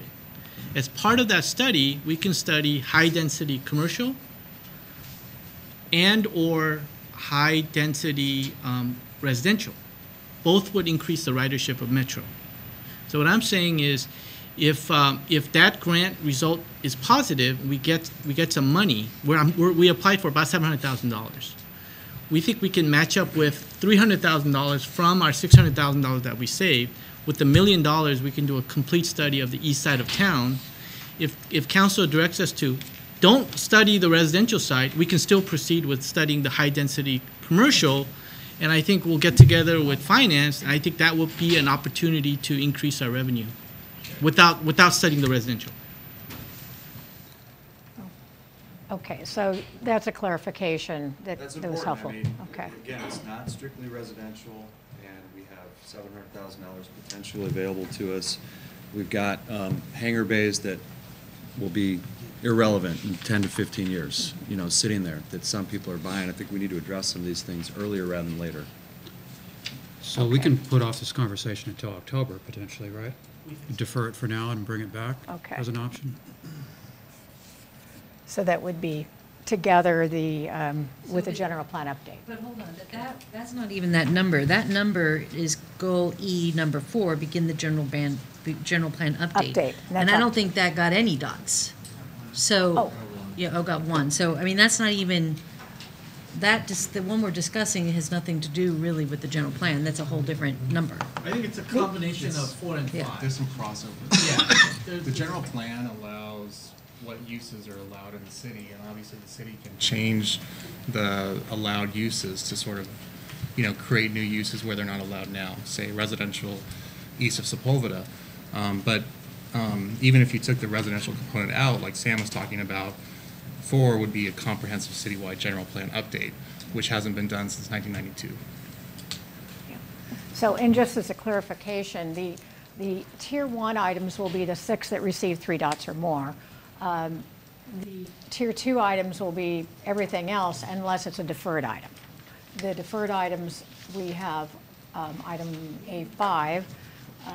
The item E5 that we've just been talking about is going to be, it did get deferred or remove dots, and it will be discussed in October with the general plan update, potentially just for commercial, but for the council to determine. But then the other dots will all be, or the other items will all be tier 2, so as resources permit. There is one more, though, that has a dot, conduct a water sewer rate study as a deferral or a removal. And just to give a council member who put a dot there an opportunity to explain your thinking, want to give that opportunity now. That was me, and that's just looking at, we're looking at all our revenue streams, and that's just a long-winded way of looking at another revenue stream that we ought to be, until we get the rest of our house in order here, we ought to just leave that alone for a while, was my 2 cents. Oh, that's your thinking, okay. So prioritizing is your thought. So, but the staff will come back with a prioritized list of revenues. But Greg or Joe, do you want to just comment on where that is in the process? Well, staff still needs to get together and come up with a timeline on how to address the water sewer rate study, and then bring it to council for a vote to, yes, move forward with this study, or no. Now, probably, I'm envisioning that would not happen maybe till January or February. Our at the last, soonest. you said it, our last rate increase is when? June of? July 1st, 2018 is the last rate increase. Okay. So that'll come back to the council with a timeline and a proposal to study it. Correct. And more information at that point. Right, and council can give direction on when to begin that study. Yeah. My concern is I wouldn't ever want the city to be in a position knowingly or unknowingly where we can only charge whatever our last adopted rates were. I wouldn't want us to be in the position where the general fund is having to subsidize the water fund because the water costs have gone up. I just need a clarification from David King. Do we have the ability to pass through the pass-through charges? No, I think you have to, yeah. Yeah, You so- have to have those rates approved. Right, so as West Basin increases their costs, which they do every year, then we would have to absorb those costs to the water sewer fund, and potentially general fund would have to subsidize if there was not enough funds available in the water and sewer funds. Okay. So it sounds like it's going to come back to the council with information about what it is, what the timeline is, and what the implications are. Is that correct? Yeah. In January? Is that At the soonest. at the soonest? Right. Okay, roughly. Okay. Okay, very good. Okay. So any other? Yes, Carol. I just wanted to talk about number A9. Okay. A9. That's the development of an operations and management plan for the new aquatic center. That's being built, so we have to, it has to be done, so I'm kind of surprised it wasn't a priority for more than myself. Well, it is going to still be done. It's just not one of the top 6. Yeah, I know. But Meredith, you want to comment on what you are doing and what's going to be done? Well, we have not agreed upon a plan, a management plan, or funding of that plan, and I just want to make sure that we don't lose sight of that. Okay. Well, it's on. It wasn't removed. Okay. So it will move forward coming back soon. to the city It's council. under construction. Right, we'll be coming forward to city council most likely the second meeting in September, and we're researching those alternative options as far as management in the pre-opening stages, but also long-term management options. And we've worked with finance and built in some funds into the 17-18 budget to accommodate those things. A total of $210,000 has been built in for staffing and operational costs. Okay. All right. 1 quarter of 17-18 year. So assuming that the pool comes online for summer of 2018. Okay. So I think we have a plan, and we have our tier 1, our tier 2, and we have 1 deferral at least, if not 2. We will represent that as 2, with 1 being a question mark to be coming back. Okay, so let's take another 10-minute break, and then we're going to come back and talk about allocating some reserve dollars. Okay, so we're going to move into the council feedback on allocation of general fund reserves. We first have a short presentation by Joe, and then we're going to be referring to one of the handouts that's attached to the agenda that looks like this. It's a 1-page handout that at the top says Capital Improvement Program, Current and Future Needs. And we have the technology list. And the technology list, too. So, Joe? So it should be in your agenda packet. And it is, let's see, 3rd page. So not in the PowerPoint presentation, but in your agenda packet, has the front page special agenda.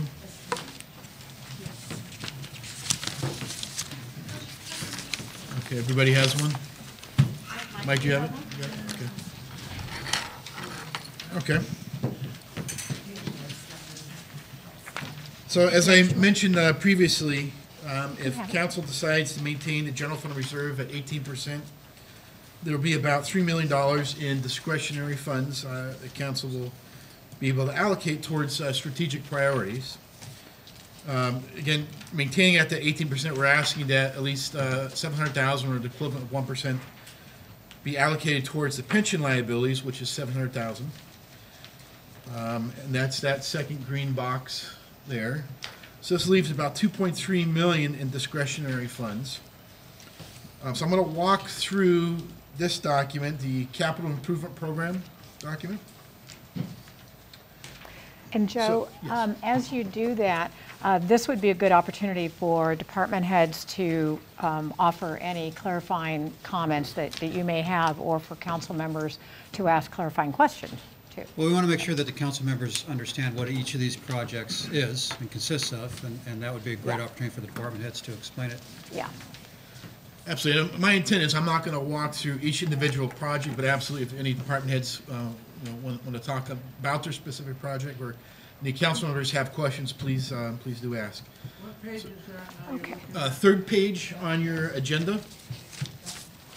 It says page 4. Yeah, it says page 4 at the bottom. It is 4, so. Exhibit A. Exhibit A. Okay. There's 2 Exhibit A's, so that's good. So yeah, the Exhibit A says capital improvement program, current and future needs. Okay.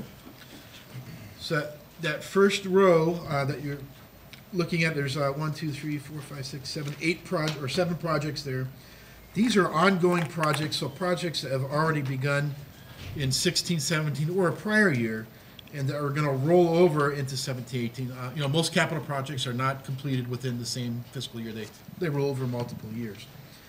So these items, these 7 projects already have funding allocated towards them from prior council direction, and this totals about $5.7 million for these 7 ongoing projects. The next tier down is titled Funding Identified. Were there any questions about those projects that we're already working on or going to begin working on? The reason we went through this exercise was really, there's a resource issue with respect to dollars, but there's also a resource issue with respect to capacity. And I asked Ken and LaFawn to tell us, what is your capacity to perform projects next year? There is a maximum. And we had the same conversation with Scott Kim and Brian Avansky around the technology, and we'll get to that next. But the reason that these are shown here is so that council has a complete understanding of what's going on next year, what's planned for next year, what the options are for next year, and what the capacity of the Public Works Department is. Yes. I just have one question. Yes. On the top, it says general fund, sewer fund, water fund, grants. What's other? Because a lot of money's sitting in other. Yeah, so other could be transportation funds, so gas tax, Measure R, Measure M. Business center design is that surcharge. Park Place is a grant. The EWMP, that has to do with stormwater, so I'm assuming that's a stormwater grant. And Lighting Center, Val. curb and gutter, that's a big one, the $250,000, that's, staff would like to use gas tax dollars for that. Okay, so back on that first category, the ongoing projects, are there any questions or comments from council members or from staff who have some responsibility for any of those?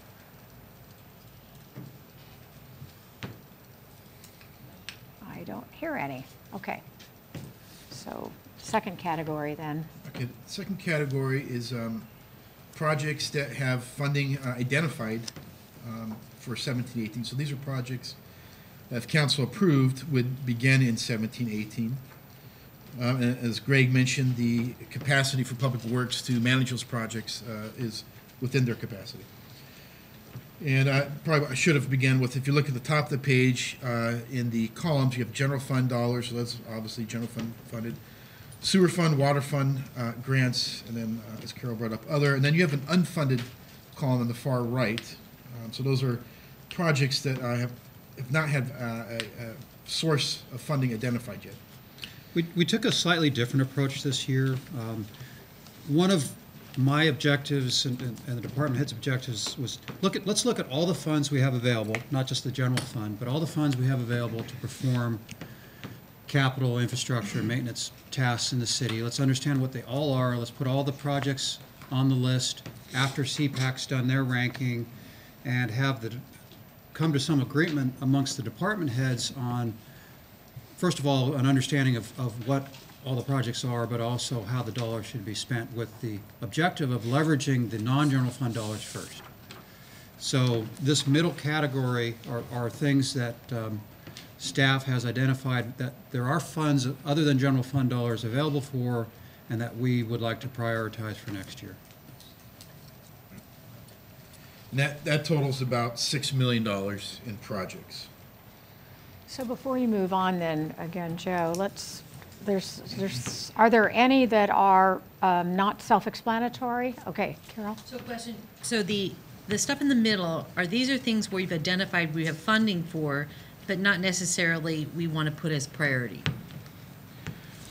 So that Just because we have money doesn't mean there should be a priority. Right, so Ken and Lefon are not here today, but this actually, the prioritization of these projects came from the CPAC committee. And so those projects in the middle where funding has been identified were ranked very high on the CPAC listing ranking. And we'll bring that to you on the 31st. So like under the third group, the fourth one down, or fifth one down, Acacia Park Design, we're in the process that park's torn up. So, and wouldn't we be putting that forward so that we can open the park up with a new design, or am I missing something here? So on that, Why don't you let Meredith explain the timing? Well, what we discussed was the pump station project, I think, is going through about June or July of 2018. And so what we could do in 17-18 is design what the new park could look like. We put $50,000 there because we also identified that under our parks developer impact fees, we have about $180,000 in that. And so that could cover. But that's not prioritized at all. Yeah, I don't know. I mean, I don't know how far down this list we're planning to get. Because it's saying unfunded. Right. That's why I'm questioning. It's up to us to prioritize. Is that what you're asking us to prioritize these? We're asking first that you understand what each of the projects. Do you understand what each of the projects is? I do. I just wanted to make sure that, because if I'm looking at this, it's saying, okay, we have ongoing, and then the second tier, these are already, we have funding and they're prioritized, and then this third group is kind of. It's up to council to approve the funding. They've identified funding sources for the second portion. The third now is being presented to us. It's up to us to determine if we get funding. Line under the golf course lighting and above what we discussed. Is that line mean anything? No. That thicker line. So the line indicates the capacity of the Public Works Department. Which line? Where the golf gold course? line that's halfway through the third. Oh, I don't have group. gold. So under the golf course lighting? Oh, okay. So I can't see that. Okay. Oh. Yes. So that represents the number of projects, assuming we're doing everything in the first two groups, that represents the number of additional projects that Public Works can handle next year. Got it. We have, as Joe said, we have about $2.3 million to use for technology and for some of this third group of items. And what we're asking council to do is give us your preliminary thoughts on which of those items in the third group should be above the bold line or not. Well, I would say the main and material irrigation landscaping project should move up, since we just Before we go there, indicated that that's a priority. I got a math problem on the second section here. The grants and the others, I'm looking at the bottom lines there. I got 1,000,002 and 100,000, and it adds up, subtotals to 100,000, so I don't know what that means. Yep. And the ones to the right don't add up either. The other two look all right, but does that impact us, what we're trying to do here? No. So that subtotal should be at 1.3, but no, there's funds there. And then the other one's 800 something, when you add that up, I think, ballpark, so the next one over. Are you in group 2, Mike? Yeah, I'm up here. Because when I do the math across, Joe said it's about 6 million. When I do it, it's about 6 million. but he missed $1.5 million, $1.25 million. I think those are dollars from the previous year, right? Yeah, the total's still $6 million. Okay. So you're asking feedback on that last section, Joe and Greg? Yeah, primarily? There is, and there's one other thing I wanted to clarify. There is about $1 million that we have in developer impact fees that are not here that can be allocated. Actually, staff kind of went through a preliminary exercise already, adding those, looking at these projects and seeing what can that pick up, so we don't have to use general fund dollars. But that is not reflected in this worksheet. So would it be helpful to council members to have a staff explanation of the items on the lower half of that sheet? Yeah, but I'm struggling with Okay. this line. So the projects below that line have the same number of manpower and resource requirements as the one above? Generally, yes. Okay. Yeah, I think that would help if we had an added column to say how many, like a staff timing that would take. Yep. So I think the public works director and your department heads have identified that the capacity would be available for the items above the golf course lighting, or including the golf course lighting. Is that correct? I just want to make sure that we're all on the same page, Greg. As far as the number of projects. As far as the yes. number of, Yeah. okay, the pure number of projects, okay. I do have one question. On the second one down in the third group, library Wi-Fi conversion, isn't that an IT? Not so much more public works because we have the Wi-Fi already set up. It's more like electrical and getting the stacks, the old reference stacks down. Okay, so it's not really adding. It's not really it's not really, it's just the change of the. Right, of the area and furnishings and we have developers being money that can be spent on it. So Greg, what if we just quickly walk through what those projects are below? Beginning with the. I just want to clarify one of the Okay. second group. The lifeguard pump station installation of $500,000, did we exhaust LA County possibilities there? Not yet, no. Okay.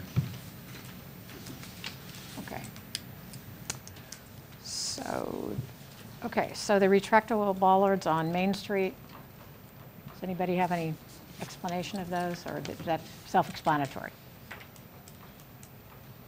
It's a special event safety mechanism primarily for the farmer's market or other future events in the street. Okay. So I have a question. So like this Park Place roadway extension, though we have the money for it, there's a lot of other things down the bottom here that to me supersede that. Okay, can staff talk about the funding source for that? You know, That's designated federal funding for that project. So I think that's why it's. do we have to do it this year, or? Because it's also about time, right? It's about resources, not just money. We are using a consultant right now to prepare the EIR. It's a project that's been underway for a number of years, and there likely are some time constraints to when the money's used. Are we trying to identify other funding sources for that as well? This is just going to get us to the EIR Okay. and concept plan point. Okay. Then we need to go find other sources for the construction, potential construction. Okay, I'm going to make a note of question about the time requirements. Is there some specific time requirements, just so you can get a report on that?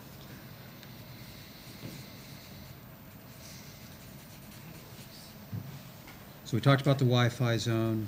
Well, I want to go back to bollards on Main Street. I know Okay. at one time there was a possibility of grant funding for those. Now that we have Randy on board, is that something he can investigate to see if there's still a possibility of grant funding? You know, we've talked about this in our meeting. We can certainly look into it, but the grant funds are, for the next 3 years, they're really difficult because the County of Los Angeles and the city have earmarked off the top $32 million a year each year towards a special radio communication project for the County of Los Angeles, and it's really squeezed all the other legacy projects, which makes new projects very difficult. So I was I believe I was told these were out of Homeland. Yeah, so we get grant funding Security. from the SHISHCAP, which is State Homeland Security, and we get them from UWASI, which is through the City of Los Angeles Homeland Security. So there's two pools. Certainly we can look at opportunities, but I'll tell you they're difficult the next 3 years. Okay. Thank you. Chief, why don't you talk about the issues with the access control? I can start. So the access control system we have is 1970s technology. And as you know, security for both police and fire is very important. Post 9/11 and then what we've been seeing across the country. And so the request would be to bring it up to modernize, to prevent intrusion into our buildings and potential problems where somebody might want to do us harm. And so that request is to modernize what we've got. What we have now is a randomized numbers that come up on a keypad. I don't know if you guys have seen them, but everybody has their own access code. The problem is that access code can be compromised pretty easily. And then once that access code gets out there, anybody with that code can come up as opposed to having like a proximity reader or even biometrics or something like that, which is modern technology that's available out there. This is Chief. And what we have is actually less than that. We've got gates that are left open, and we've had on numerous occasions intruders into the station, which I shouldn't say intruders, but public into the station where they don't belong. And we've had our secretarial staff alone with folks inside there. So we're desperately interested in following this, which is conventional practice for security and fire and police stations today. This is something that can be extended to our other buildings, like the City Yard and City Yes. Hall. When I go to other city halls, you don't just walk into any of them. There's an access point. Okay. Meredith, you want to speak to the next three? Can I ask, the number, like, to what extent have these been, are these total guesstimates? Okay, because I don't know, I believe in the idea, just $200,000 seems like it's a lot of money unless I'm missing something in terms of. I'd have to defer to what. These are guesstimates, and Okay. a lot of it has to do with electrifying some doors that are right now just key entries that obviously you can't put a lot of, like you're talking, the proximity readers without doing some sort of electrification. So it is a guesstimate, but it's a conservative one. And with your thoughts, obviously they've done some work on the City Hall. You have access readers for some of the doors here. We'd like to just extend that project out to several of the city facilities. Another important piece to this, though, is the funding sources. We have public safety impact fees, developer fees, that on many of the departments have been untouched for many, many years. And we have, they're intended for these types of projects. So it makes sense to use non-general fund monies that speak to the reason we have these impact fees for developers in the first place. And there's several projects that meet that target.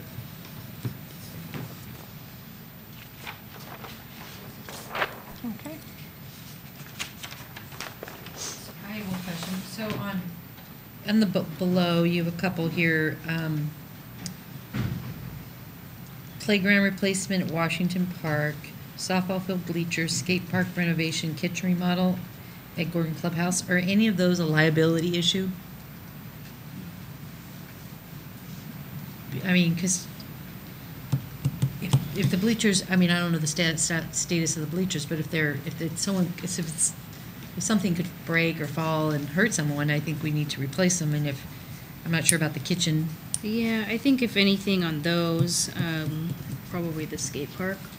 Is a liability issue? You know, there's definitely some areas that the concrete has sort of chunked out, you know, just from the age of it and the use And of usage. it. Well, and all of So- those things I just mentioned are high use in the community. So yeah. I'm surprised that all of those, if they're a liability issue, are below the line. So the annual curb and gutter is a primary example of one that gets prioritized primarily because of liability. But these are used by these are all used by children. I mean, a lot of these that I've highlighted. Yeah, I think most of it's more of an outdated age conversation. So than Meredith, can liability. you speak to Acacia, the hockey rink, fitness trail. Right. So the fitness trail at Memory Row is an idea that actually one of the things the city doesn't have. We have a lot of great parks and rec amenities, but one of the things we don't have are trails. And that's something that surfaced during our park needs assessment and our surveys, that our community and our residents are looking for walking trails. So this is an idea to take that area of the Imperial Strip from basically Main Street west down to all the way down to Hillcrest possibly, and just creating probably about a mile loop would fit a trail that could be much like the green belts that you see throughout Hermosa and Manhattan Beach. Wood chips, which are available to us based on our tree activity. And so we would really just have to, it seems to me a fairly simple project that we could potentially even use our in-house staff to create this trail. And then add some fitness elements to it, whether that's pull-up bars, step-up bars, different things along the way, like a parkour type activities. Acacia Park design, like you had mentioned, Acacia Park is currently closed for a public works project. Due to that project, the playground had to be removed, and it was our determination that to not save the playground equipment and reinstall it just due to its age.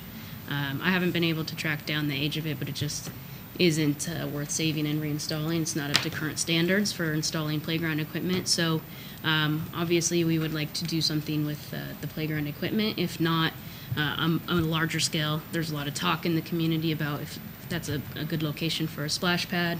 That's something that also came up in our surveys. So what we'd like to do is explore the potential for that park and work with the community on designing what's the best fit for that space. I also think the sewer fund should pay for part of that, so we'll be talking about whether that's an appropriate use. Playground was removed for a sewer project. Right, there may be a proportional share that could be split with that fund. And then the hockey rink replacement is a safety issue.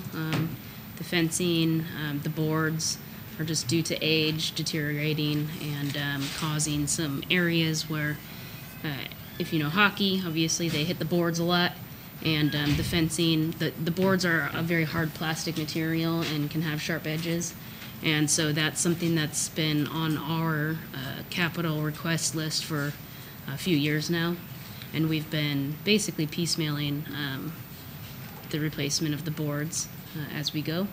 So we'd like to take a more comprehensive approach to fixing some of those. Those three projects total $180,000, and as I mentioned, our balance and our developer impact fees are $186,000 right now. So we believe that we have the funding to apply to those three projects. Okay, then we have a police flooring replacement. What's could I have Chris? Could you talk about the fire department bathroom, and then the police chief can talk about the next three? Sure, we're doing remodel right now of the fire station bathroom in the back of the station. It's for suppression personnel. What we missed was the two small bathrooms that are in the front of the fire station, and this was our miss. Fire went back and identified this as a small need. They're small restrooms. They do serve on-duty personnel, so there's a shower and a small vanity or sink required, and the costs that we've anticipated higher costs, but we're finding with the construction that's taking place now that the true costs are lower than that. So the number has gone from $100,000 down to a reasonable $45,000, which we feel is a reasonable cost to redo these two bathrooms. Isn't the larger bathroom males and the smaller bathroom females? Correct. Okay, so it's the female bathroom. Well, the female bathroom is getting done also in the back. The two bathrooms that we're talking about, one of them can serve a female, but we are meeting the needs for the female restroom in the back. You have developer fees for that? Yes, sir. I keep hearing that term developer fee. Is there some kind of an accounting that shows what those are? And I don't want, if there's $10 out there and everybody's claiming the same $10, how do I know that? I'm not claiming, I'm not saying that. But Yeah, the 31st, we'll bring that listing to council, show the balances in each of these developer accounts. And they're broken down by department, police? Yes. department? Correct. Thank you, John. Okay. There are 5 of them, just for refresher purposes: police, fire, library, rec and parks, and traffic. Traffic being the highest of the fees, and we use those dollars exclusively to pay off the Douglas Street loan.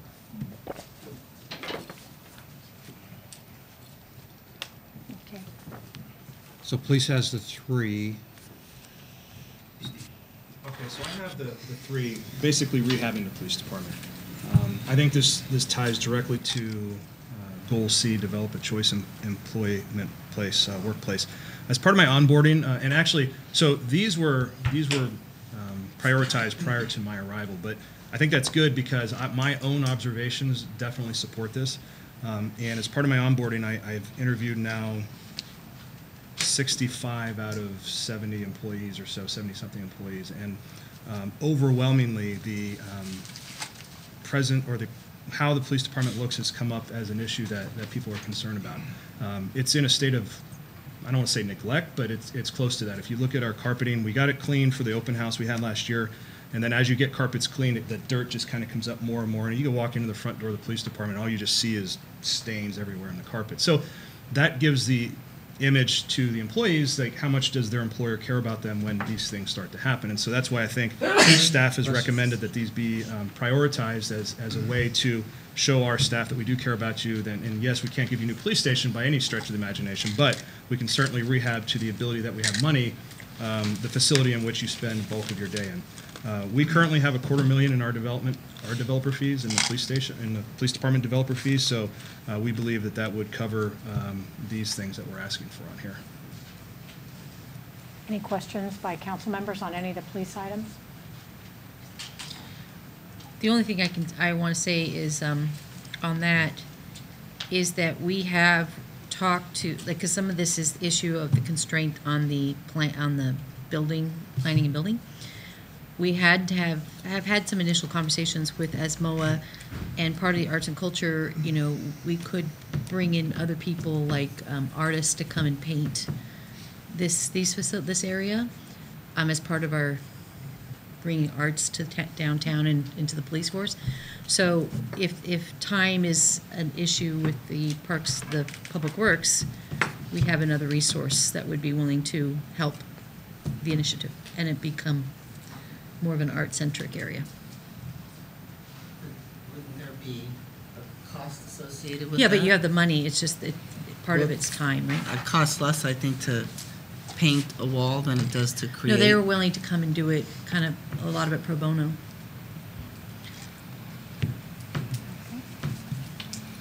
All righty. Okay, the facility needs assessment, we need some policy direction on, because that's really kind of a strategic plan for our facilities, with the thought there being that we should have a third party come in and do a true analysis and evaluation of all of our buildings, figure out what their useful life is, where they're not meeting their operational needs, where we should be reinvesting for buildings that should stay, where we should be reinvesting in them. Ken would do a much better job of explaining the need for this, and his recommendation is that we move forward with this evaluation, but in our dot voting, it didn't get a single vote. So I guess the issue is, I think we'd probably all agree that doing an evaluation of your facilities is a good thing to do, but what priority is it? Should we use those dollars for this purpose next year, or would you rather see us use those dollars for some actual on-the-ground construction or maintenance or repairs? And again, staff's recommendation is going to be that we move forward unless council feels otherwise. Well, I agree we need to know what we have and what shape it's in and how it fulfills its intended purpose and what our purpose in the future is. So the longer we put it off, the worse shape we'll be in. We just went through an exercise where we're prioritizing resources here. This particular item didn't get any hits, so it didn't get the support. Now you bring it up in another venue and you want to do it anyhow. Well, that's kind of what it sounds like to me. That was our plan. So, to the point that we are struggling to provide resources to get things done, the department heads have to have some discretion to do some of this work. But we need to make sure that we capture all the prioritized stuff and get it done. And so if it doesn't get in the way of anything, I can support it. But if it starts getting in the way of getting things done, then our whole exercise for prioritizing was pretty much wasted, in my opinion. So, well, I think we have an aging infrastructure, and we need to understand what it is. I know we have an aging infrastructure. The question is what. We had other issues out there that we prioritized higher than that. So why are we talking about Right, but this? we didn't have any of these on that, so. Yes, Councilmember Brand. Like I recall Stephanie brought this up a year ago or so. It was 150,000 then, now it's 200 in the list. And it didn't get sufficient support last year. So it hasn't slipped any, but it hasn't moved up either. It's not of that much interest to the council.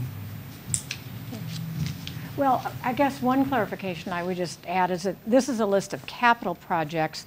The other list of priorities was a broader variety of projects. And you identified your top 6 tier 1 and a few things to come off, and then everything else would remain as a tier 2, which is as resources permit, as time and resources permit. So it did not come off, there weren't any yellow dots to take it off the list. But when this capital list comes back to the council at the end of the month, that will be an opportunity to prioritize what actually gets time for the capital budget. Is that correct? That's correct. Although if council has other projects that Right. they would rather reprioritize, we can defer this for a future year. Yeah. I would, to that sentiment, I would like to move up the main Imperial Irrigation Landscape project as well as the downtown street lighting, because that was definitely a priority for us. They're number 1 and 4 below the line. I hear what you're saying. I think what we talked earlier about was earmarking some funds specifically for downtown without indicating what they're. Put it, just just at least because the committee might say, hey, don't do lighting. Yeah, but at least it's some money that's identified. It's Yeah, that's what Drew's saying. yeah. What I struggle with the facilities need assessment is, we just did this for Park Vista, but it was because we're concerned about whether or not we're gonna have enough money to pay for the plumbing and the aging building. What do we think we're gonna get from this study that we don't already know? Is there, are we concerned about some, and I mean that in all seriousness, are we concerned about some potential liability, earthquake preparedness, or is it just how to prioritize capital expenditures in the future? I think it's prioritization and also monetizing. How much money do we need in order to accomplish the repairs or replacement that are necessary? And there should be an actual operational evaluation too. Like, for instance, does the clubhouse still meet its needs for the classes and the activities that occur there? Could the staff, the department heads do a cursory, are they equipped to do a facility needs assessment? Or is it more about structural engineering and that kind of thing? I think it's a deeper assessment of what are the conditions of the systems, what are the replacement or repair costs associated with them, and then likely a prioritization exercise.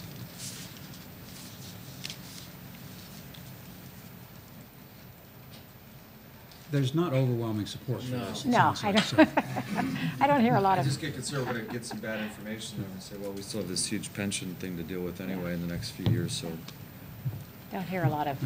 I don't hear that it's a high priority. I wanted to do a good job of standing up for Ken's No, item. you did. But, okay. So, I think this council agrees that if you can't measure it, you can't manage it, and I think that this would be a measurement tool. That's how I see it. Yeah, if I could just add maybe my 2 cents on this. So right now, we don't really know what we need to be setting aside for these type of improvements. And I think this would help, at least, if anything, let the city know this is how much, of a future liability you have coming down the pipeline. Here's how much you should be setting aside for it in the out years. So this may be one where there's simply not enough information right now for the council to decide if it's something that you want to fund or not. At this point, it doesn't sound like there's a lot of support or any support or much support, but there's not much information either, so. We have a lot of buildings that were built in the 30s and the 50s and the 60s and the 70s, and I think we don't know what we don't know, so yeah, that's why I support this, to get a handle on what we have. Okay, so Greg, let's see, where are we now? So there was a suggestion on, there's several downtown items, so it may be that when this comes back, some of these could be grouped by the items that are for the downtown, the items for the parks, that would be sort of allow the council to see how, and the funding as well. Well, one easy solution would be to repurpose that $200,000 for downtown improvements and allow the working group that's been put together to prioritize what some of those are. Mm-hmm. And I think it shows a commitment on the city's part to take the downtown improvements seriously. We certainly want to look at other funding sources as part of that effort, but it would be seed money, I guess, potentially for the city to contribute. Any council comments on that? I see a couple of heads nod as a possibility. I like Greg's suggestion. Okay, so that'll come back for more discussion at the end of the month then, sounds like. Okay. Community cameras and fixed license plate readers is, I guess, both an infrastructure and a technology project. Yeah, I would suggest we defer that to the technology project discussion. Okay. Eucalyptus storm drain abandonment. We have a vacated storm drain under eucalyptus that is deteriorating and has a potential of creating a sinkhole. So Public Works has identified that as a priority to dig it up and get rid of it. That's my technical explanation. Pump replacement and stormwater pump at Station 17. I believe that motor is either failing or has failed for a stormwater pump. That's not covered by water or sewer. Unfortunately, no. Stormwater comes out of the general fund.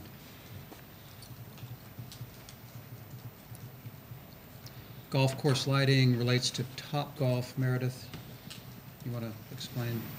Right, so golf course lighting, you can see in the other category is $400,000. This is a contribution that, per the agreement with CenterCal, Topgolf is providing $400,000 for the city to install lighting along the 9-hole course so that we could have nighttime golf at the course. In working with Public Works, we have reviewed the project, and there's some uncertainty about the $400,000 actually being enough to cover the entire project.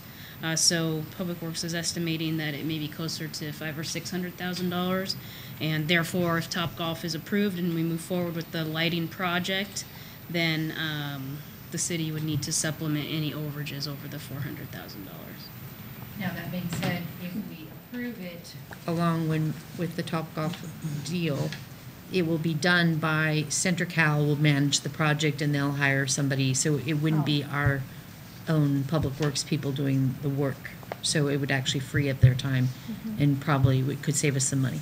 We're going to try to work that. Yes, that piece out. so that's why it's important that it's not delayed, because it would be done at the same time that the whole golf course is being ripped up. That would be our hope, and we're still working that out with CenterCal. But you know, this doesn't necessarily have to come from general fund. You know, it could be another sort of added to the loan to the golf course fund that could then be repaid back. And you know, hopefully, if we get to the point where CenterCal agrees to managing that project, then maybe it won't be as much over $400,000 as it would be if the city were to manage the project. Okay. So we talked about Main and Imperial repurposing those dollars potentially into just a general downtown improvement fund. Main and Imperial, though, is not considered downtown, I think, for purposes of what that committee is focusing on. I guess you're right, it's more of an entryway project. Right.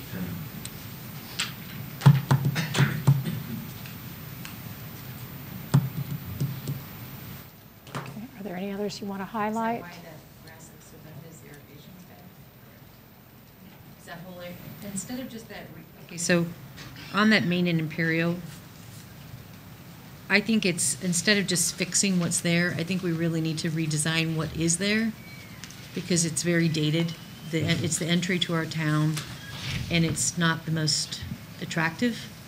So I would actually prefer to actually move that as a, we should look at it, you know, do some outreach through the Arts and Culture Committee to see if anyone would be interested in coming up with some ideas as far as the entrance to our town, and put some bids out there. Would you not agree, Don?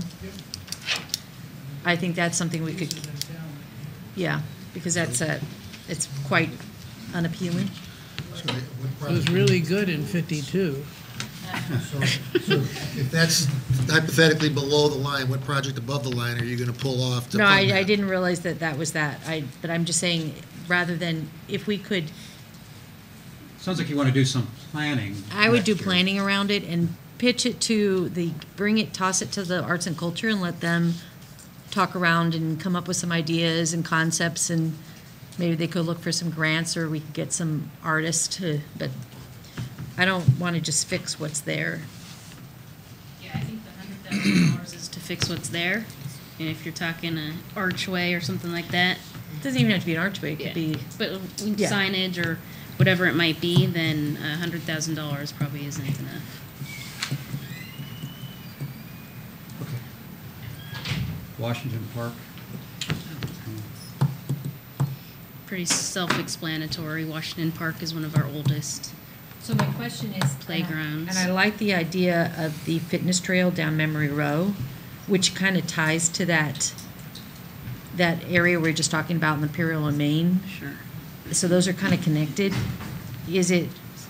I do like the idea of Memory Row. I'm just wondering if the money would be better fixing what we have today, and then using the arts and culture to come up with more of a concept for the memory lane along with that Main and Imperial, and do it bigger. I think they're different. I think one's more of a attraction to the city, and another's an actual recreation amenity. I think it's important too to mention that this list below the CPAC is ranked, right? It was ranked by the committee, so the trails and other things towards the top had higher scores through that committee.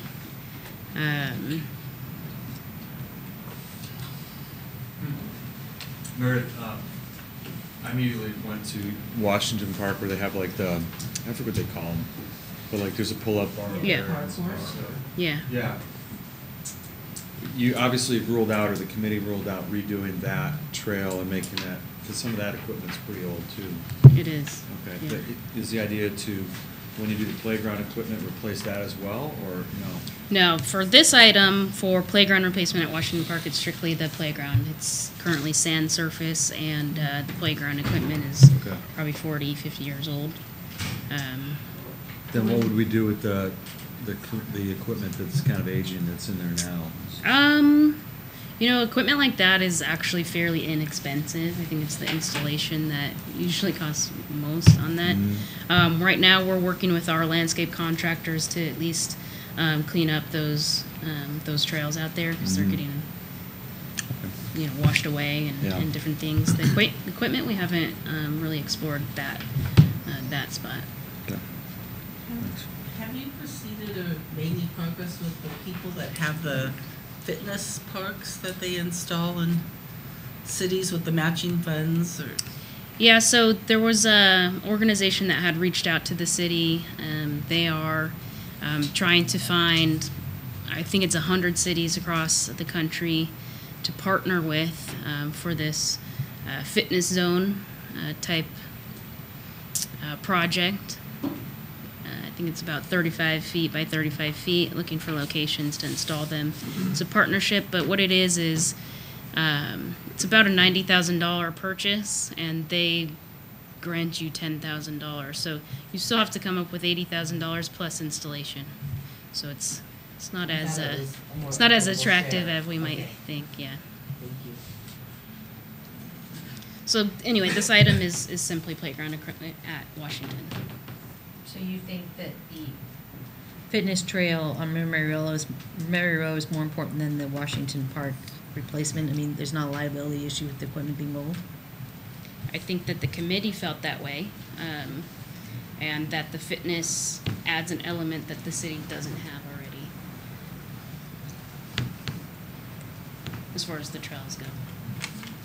It seems to me that Washington Park is pretty underutilized, right? I mean, you get more like pickup soccer games there than anything else, right? Right.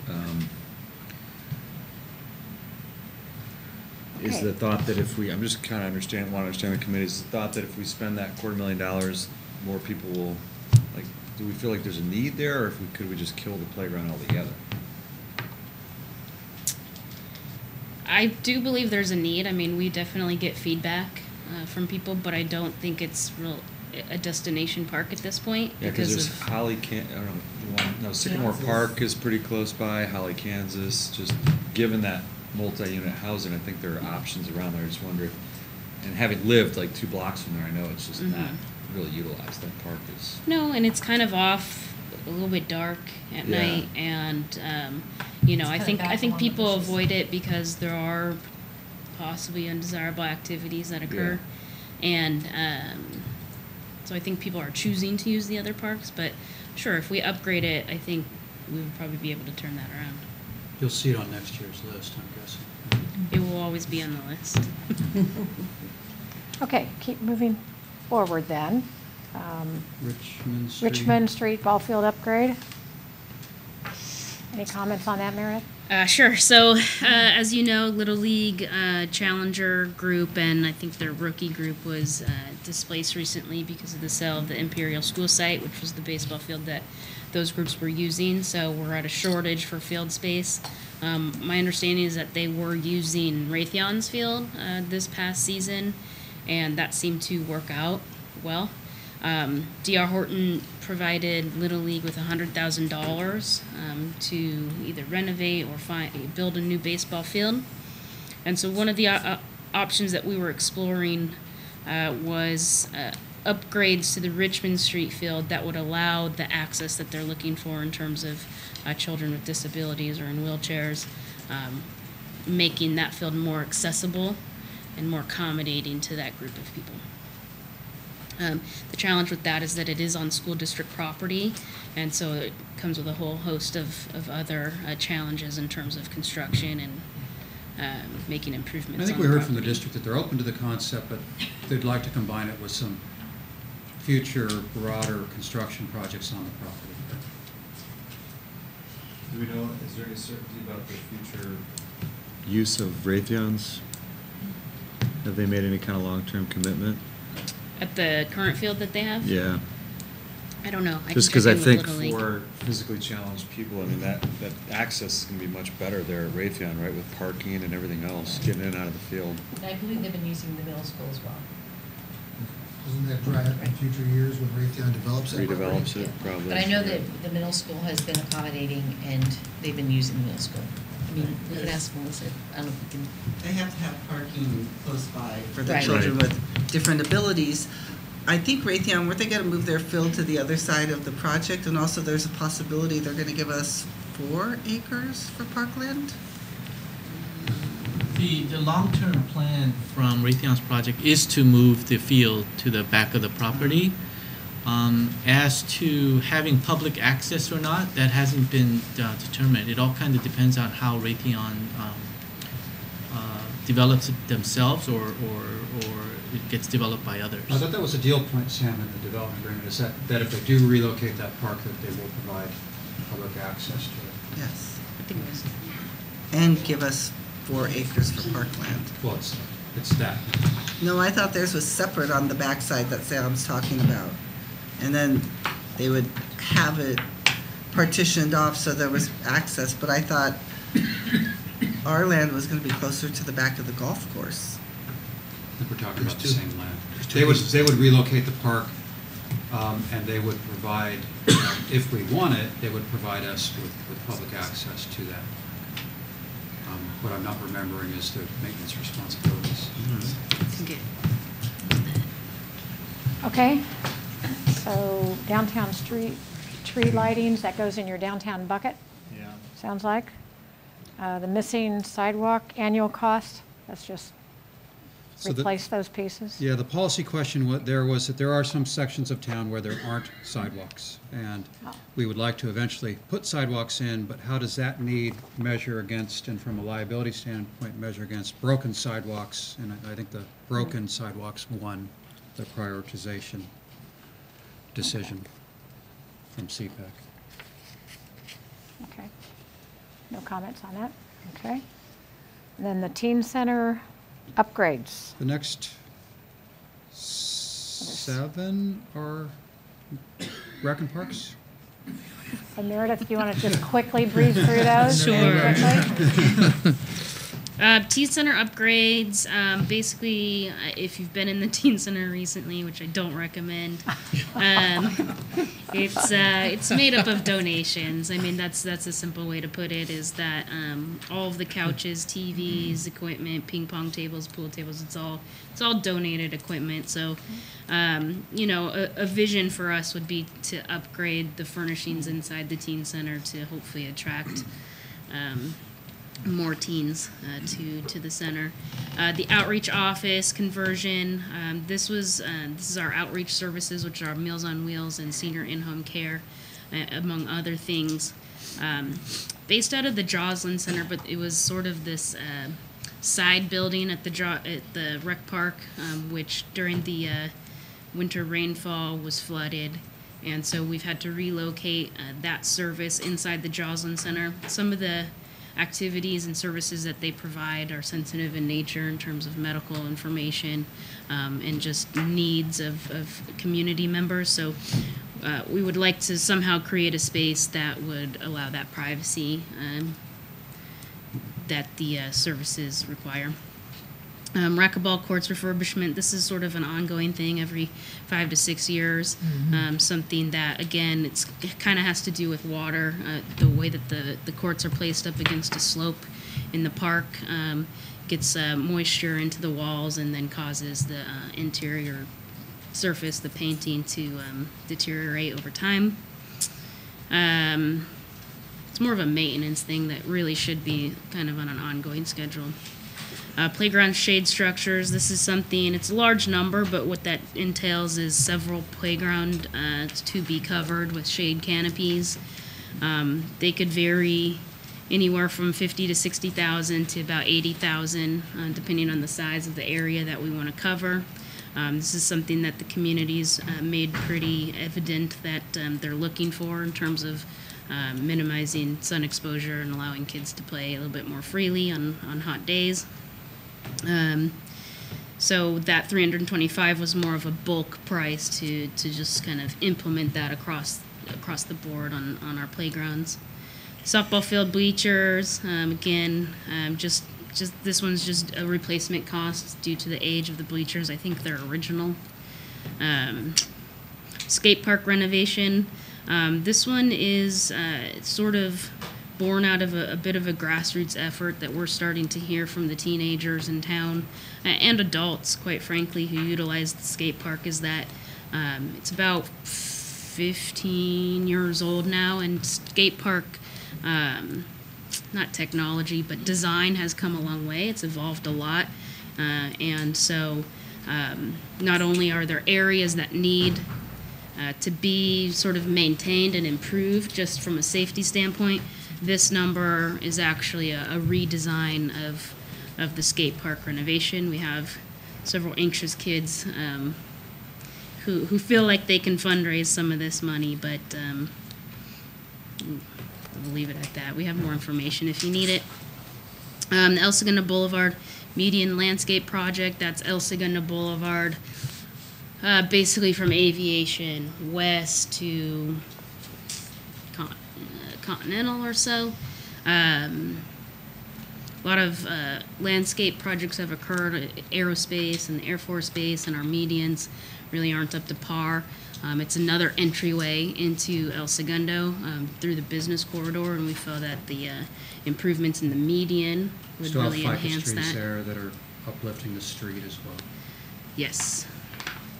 An electronic marquee at Grand and Eucalyptus.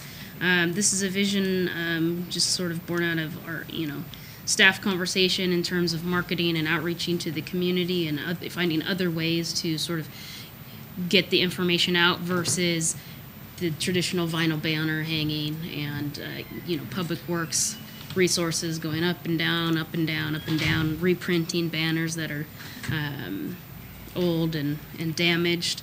This is something that, like you see out in front of El Segundo High School, but technology, again, has come a long way, and a lot of cities are implementing at their civic centers or parks. And not only could you advertise upcoming city events, or it could also be used as a revenue generator and selling ad space and promoting other events in town. Kitchen remodel at Gordon Clubhouse. This is more of an age thing. We have a lot of cooking classes, events that rent out the clubhouse and use the kitchen, and the kitchen's just outdated. We replace things like the refrigerator and other appliances as needed, but in terms of the cabinetry and the countertops, it's not a real appealing place to maybe sort of take our event capabilities up a notch. Downtown flower baskets, 180. I think that's inaccurate. That's a lot of flowers. And the fitness zone is the last one. Is that one? I remember you talked about it. Oh, downtown flower baskets. Meredith, I think that would probably fall under the category. Or the downtown Yeah. bucket. Yeah, let's skip Yeah. that. And the solar-powered stop Solar sign. stop signs, I think was just the plan to continue. The fitness zone at Recreation Park was something the mayor alluded to, is this organization looking to find locations to partner with to create fitness zones in parks. So that would be, much like if you've been to Pollywog Park in Manhattan Beach, they have a specific area with outdoor exercise equipment. Okay, any feedback from council members on any of those below the line? Yes. My only concern is there's a lot of stuff here in the rec park area. And the rec park is another jewel of our town, and we're not maintaining it, and it's disheartening that, it is something that this residents really like and use as, one of the reasons why they live here, and yet we're not maintaining it, and we're going to continue to let it slip. So I'm a little concerned that all these rec park initiatives are below the line. Is there any way we could put, similar to the way we have the fund for the golf course, like another fund where money's going into constant improvements at the rec park? Like an enterprise? Yeah. So it would have to be generating revenue for Yeah, that, an enterprise. additional. We have replacement funds and other things, so we don't put any money into the rec park infrastructure.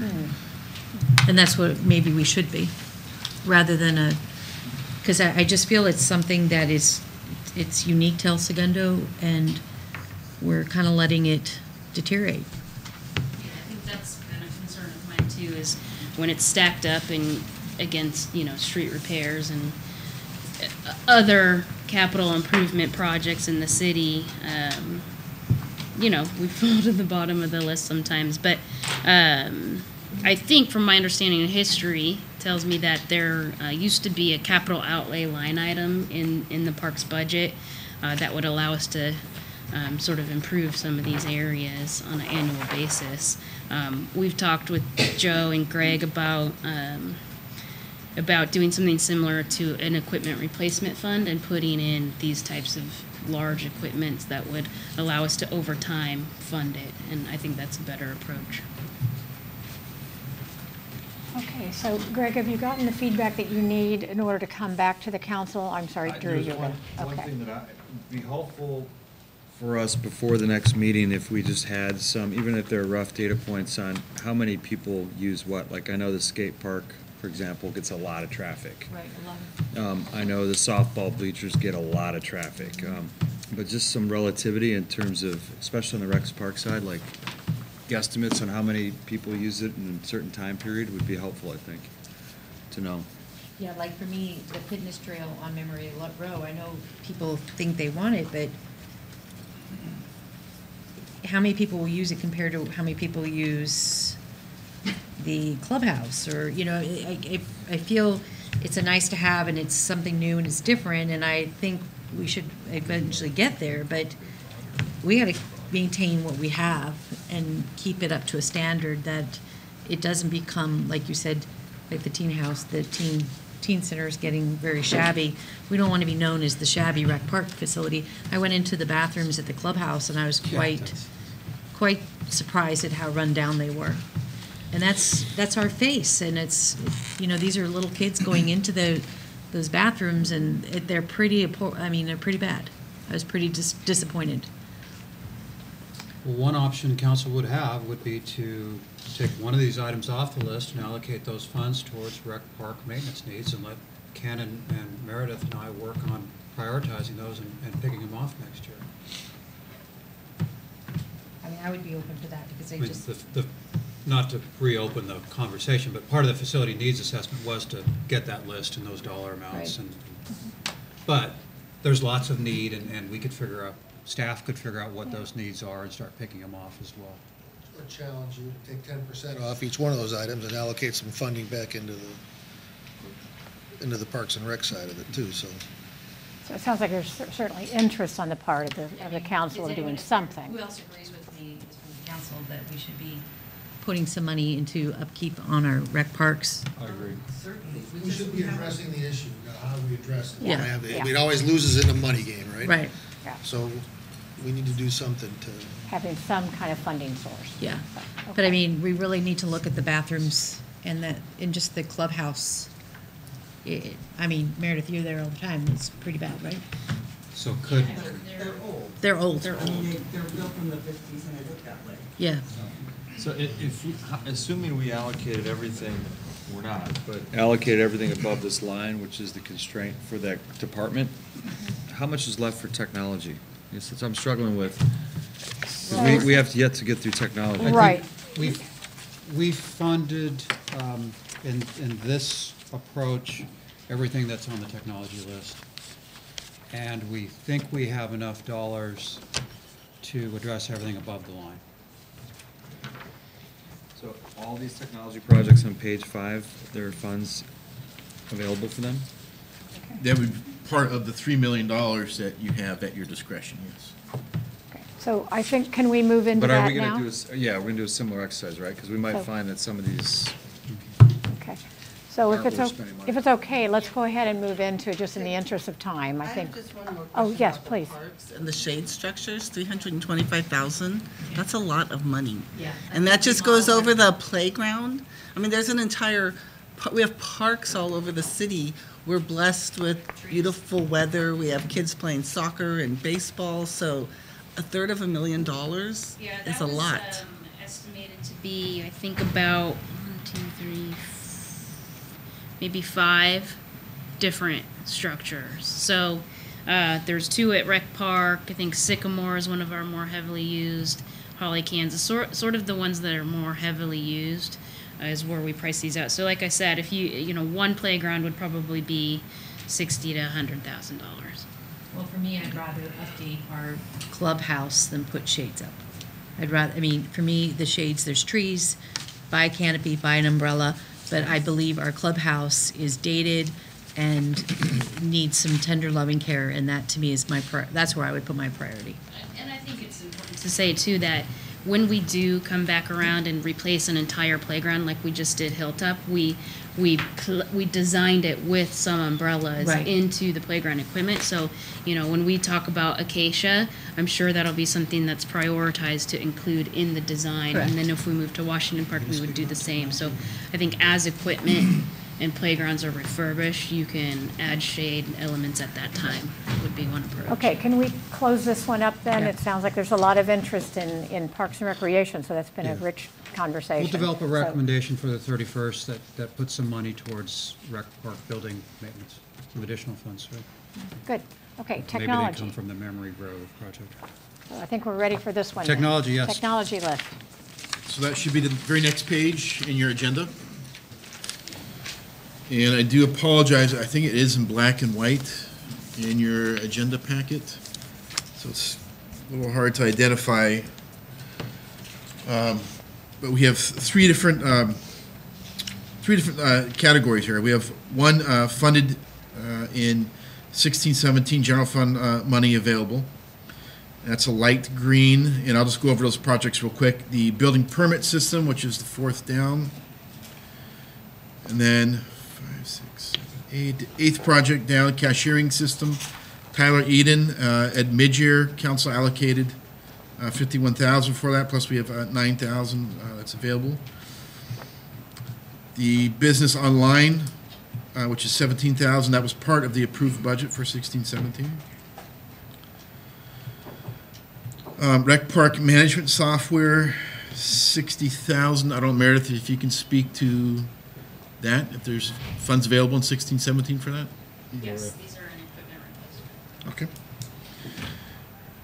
And then the very last one, fiber expansion connection to Equinix.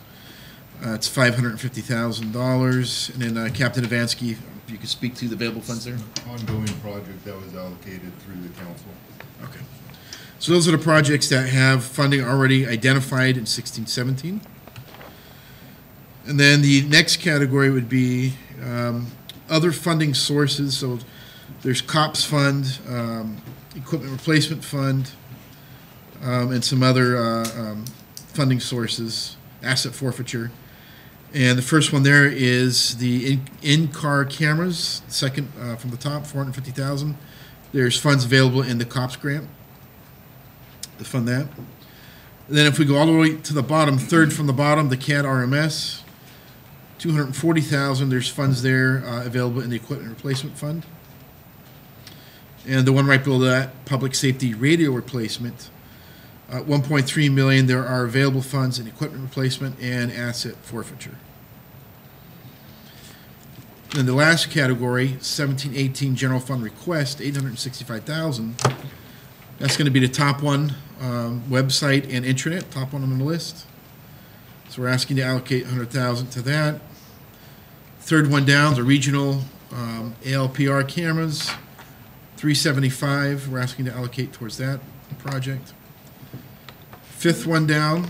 Can you tell me what that is, Captain Against? I'm sorry. The ALPR. What is it? That's the automated license plate reader cameras that we want to go regional that we had Thank you. spoke about last. So in the current budget, just to clarify that a little bit, current 16-17 budget, $125,000 was approved in the budget, but was put in the parking lot, and that was never allocated back towards this, so that's just going back into the general fund reserve. So again, they're asking $375,000 to do that project. So the fifth one down, HR module, Eden, $20,000. And that brings an HR module online through Eden, which helps streamline the processes. Do you want to speak at all to that, Lynn? It's two separate modules, actually. So one would allow us to submit leave request online, so it would be used across the city. So that would automate that process, allow us to track leaves, designate them, manage them, comply with them, and not manually have to compile that type of data.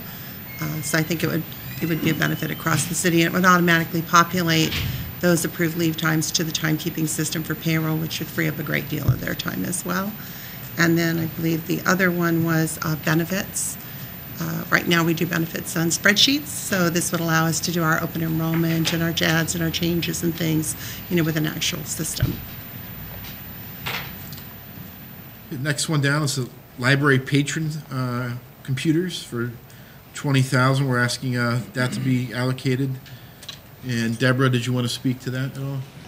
Yeah, our library computers for the public are about 10 years old, and we've been waiting for equipment replacement. Scott says we have the equipment replacement. It's staff time to build firewalls. We have to keep it separate from the staff. So we've just sort of been waiting on that for quite a while. then on that, you know, in the tech committee, we were talking about we should be really reassessing the equipment that we're using. Maybe we should be moving toward a tablet form rather than laptops or hard desks. That, you know, because tablet seems to be the, you know, we don't want to just replace what we have. We should be looking at technology that's emerging. And then the last item that we're asking to allocate 1718 money to is the Laserfish workflow and scan, 350,000. Mona, do you want to speak to that at all? It's multiple departments. Multiple departments. Okay. Yeah, this would impact both city clerks, Planning and building. Planning. HR. HR. Okay. Okay. So, just as far as context, this list really represents a shortened list that was developed with the department heads, with staff's input, and with the tech committee's input. There are a couple of items that are also on this list because there are funds available for them. You know, I'm thinking of the developer fees and some of the COPS grants, and this conversation was had with the tech committee, and I think you guys weigh in, but I think there was general agreement between staff and the tech committee that this should be the priority list for next year. Yeah, the only concern that the tech committee And- had is that with this. Carol, could I finish? I'm sorry. This also, I think, represents the capacity of the Yeah. IS Yeah. department. With project management help, even if you gave us more money for technology, I don't know that we have the capacity to do more than this. I'm sorry, I interrupted you, Carol. No, yeah, I was going to say the exact same thing. Okay.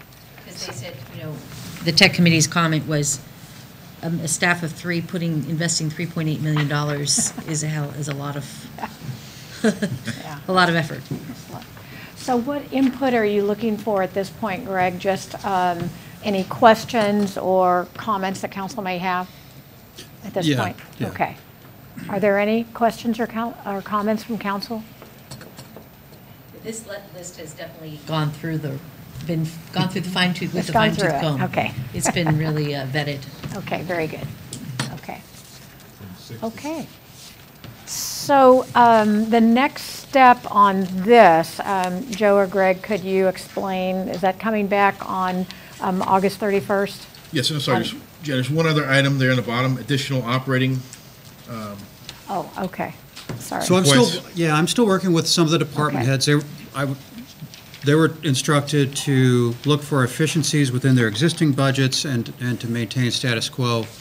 There are a couple of requests for additional staffing or for additional items that I'm still working with some of the department heads on to refine, and we'll report on those on the 31st. Okay. Okay. Along with the data and the analytics behind justifying why they're needed. Okay. Now, the additional operating on the staffing, would that be Parks and Recs for the aquatics? No, that's included in the budget. What's not included in the budget on the Parks and Rec side is dollars for landscaping maintenance downtown. So if we're gonna enhance and reinstall landscaping downtown, it needs to be maintained, and we'll have a conversation with council about city staff versus contract for that, and we'll be prepared to talk about both options. And when we're talking about that option about outsourcing for maintaining like mediums, can we look at it and as holistically as well? Because we have a lot of mediums that we maintain, like the ones on Sepulveda El Segundo Boulevard. You know, can we not be putting this all together so we get a better bid, or are like, it seems like things are done differently in different parts of the city. So maybe if we took a more holistic view of how we manage our mediums and our street landscaping, we could negotiate a better deal with an outsourced company. I think we do that, and that's part of this recommendation is to. So when you present it, just make sure you present the whole thing, so we can see what we're spending. Since Sepulveda / Pacific Coast Highway is a state highway, do we get any state funds for maintaining those medians? Do we maintain Sepulveda, or is Caltrans? No. I think Caltrans might. Okay. I think they do. We maintain other street medians with contract employees. The landscape contract also takes care of the large green areas. Our guys are mainly focused on the ball fields and the parks, right? Recreation Park, Civic Center, some of the medians. Yeah, if we could see who's responsible for each piece, because. You want to understand the whole landscape. I want to hold it, piece. yeah, because Okay. I feel, if we, like, what department, is it Parks and Recs owns all the management, all the medians in town? Or does one group have a piece of it, one group has another piece of it? And then how are we managing them today as far as from a financial standpoint? Like, are we outsourcing them? Because, there's like you have the parking lot on Main Street between Fantastic and El Gringo. That's a bit of a mess. And then you have other parking, we just need to really understand the whole, make sure it's. Okay. I got a Oh, yeah. question. So we all said that pension liabilities are really important to us strategically. Yes. Do we have any dollars outside of the additional $700,000 payment? I mean, how are we going to address that from a budgetary standpoint? Well, for right now, we're proposing the 700,000, but I think on the August 22nd ad hoc committee meeting, we'll dive more into that conversation and be able to bring that full conversation and recommendation. If we are later. getting 1% on average in our reserve, and it's costing us a lot more than that in opportunity cost of the pensions, maybe we want to do some, take some money from that in the short term. So we're going to talk, that'll be addressed in the ad hoc committee for the 22nd. And then we'll see it at city council potentially. On the 31st. On the 31st, Yeah. okay. So, yeah, you're right. One option is to take reserve dollars and put them in a different reserve account that's specific to pension and earning a higher return rate. But once you send those dollars to CalPERS, that's it. I mean, Oh, you yeah, don't get them they're back. gone. Yeah. So they're no longer reserves. Right. They're gone. Okay, all right, so I think that closes up this piece, and we can move on. Okay, Greg? That's right. Everybody? Mayor? Okay, all right. So we have now set council priorities. You have your top 6 tier 1, you have some tier 2, have some things to be deferred. So I wanted to engage the council and department heads in a conversation about how to stay on track and about reporting progress. And I know you have a system right now of reporting progress, and it might be helpful for the city manager to explain what that is, and then like for some feedback from the council as to whether that's too much, whether it's the right amount. So maybe Greg, you go first, and then let's talk about staying on track with this set of priorities. But my I think vision for moving forward is that we take the existing work program, we update it to reflect the priorities we were given today for next year. We report out on the progress of the work program quarterly. Our next quarterly report is August 15th, which 15th. won't incorporate what we've discussed here today. But that we continue to use those quarterly work program updates with an updated work program to address the status of the various items. As items come to council, every staff report now has some link back to the strategic plan. If council wants to assign a mid-year, assign a new project to the work program, that should be an action that the council directs us to do, and we'll add it. In some cases, you may hear from staff that if you want to add something, we have to defer something else, and that we manage council's expectations for us and our capacity to do things in that way. So I'd like to get some feedback from the council. First of all, on the quarterly reports, whether that's the right interval, having the staff reports tie the recommendation back to the strategic plan. And then the important thing that Greg said, I think we want to make sure it's not lost, is that when new things come up, I mean, the whole idea of setting priorities is that you don't add new things during the year. Of course, it's an emergency, that's different. Or if you get a grant that comes up during the year, but that would be something unusual. But rather than adding a piece of work, if it can be deferred to the following year, one way is to keep track of it. You keep your list of these things that come up, and as Greg said, maybe mid-year, you can look at those things. It's going to be situational. There are going to be things that where we can add new tasks, and there'll be other items that if they're large enough, then we have to look at what gets pushed back. What gets pushed back, yeah. Because you've got a pretty big list. You've got 6 pretty big Tier 1, and you have actually a pretty big list of Tier 2 items, too. So you have a lot. So I'd like to hear any comments from council members about how you can stay on task and stay on track of your priorities and help manage that when requests come to you from the community or from other sources. Yes, Councilmember Brand. Quarterly intervals, the staff reports linked to the strategic plan, that works for me. Okay. I'm good. You're good with that? Yep. I'm interested what staff feels, if those are the right intervals, because I don't think we should be making busy work for them. Yeah. So return on assets employed, how much time it's going to take to compile all that, to report out to us. I've been in your shoes, and sometimes it can be busy work. Mm-hmm.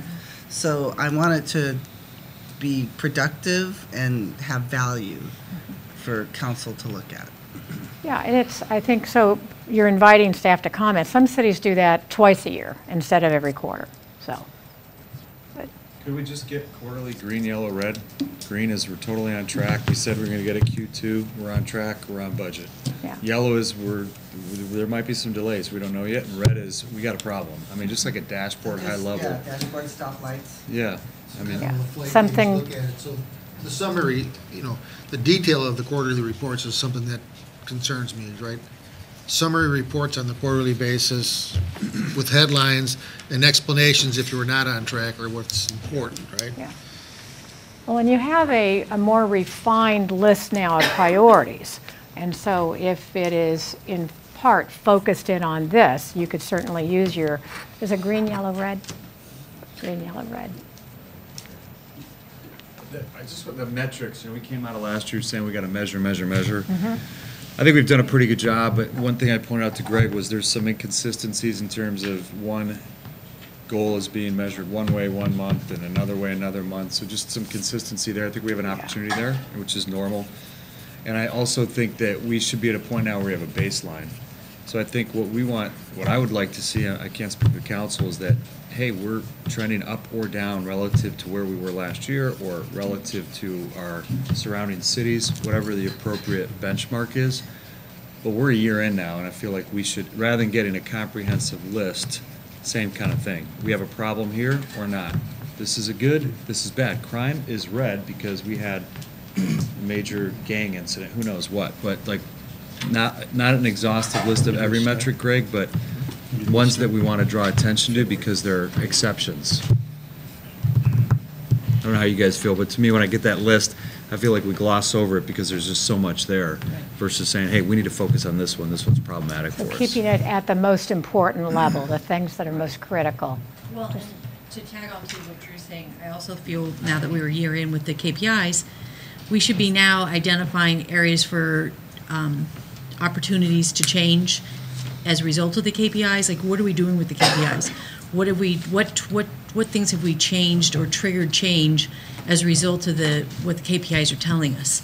Like, do we need to change processes? Do we need to change communication flows? The KPIs are there to help drive change in your business so that you could be better, not just to say, here are my KPIs. Like, it's supposed to drive something, and if we're not using them to do anything with them, then there's no use even collecting them. So I just really want to make sure that we don't lose sight of that. Have some report back on yeah, that. like what is the KPIs telling you to do? Mm-hmm. Like there should be. It's supposed to help you reflect on your business and see what you can do to be better. Okay. We did start in February because we took some time to decide what the KPIs are. So I think we're 6 months in right now. I think maybe October would be a good time to present the work program for the next fiscal year and evaluate the KPIs that we have at that point and decide whether they're the right ones and what to do about it. Okay. I think, Greg, one of your staff members wanted to comment.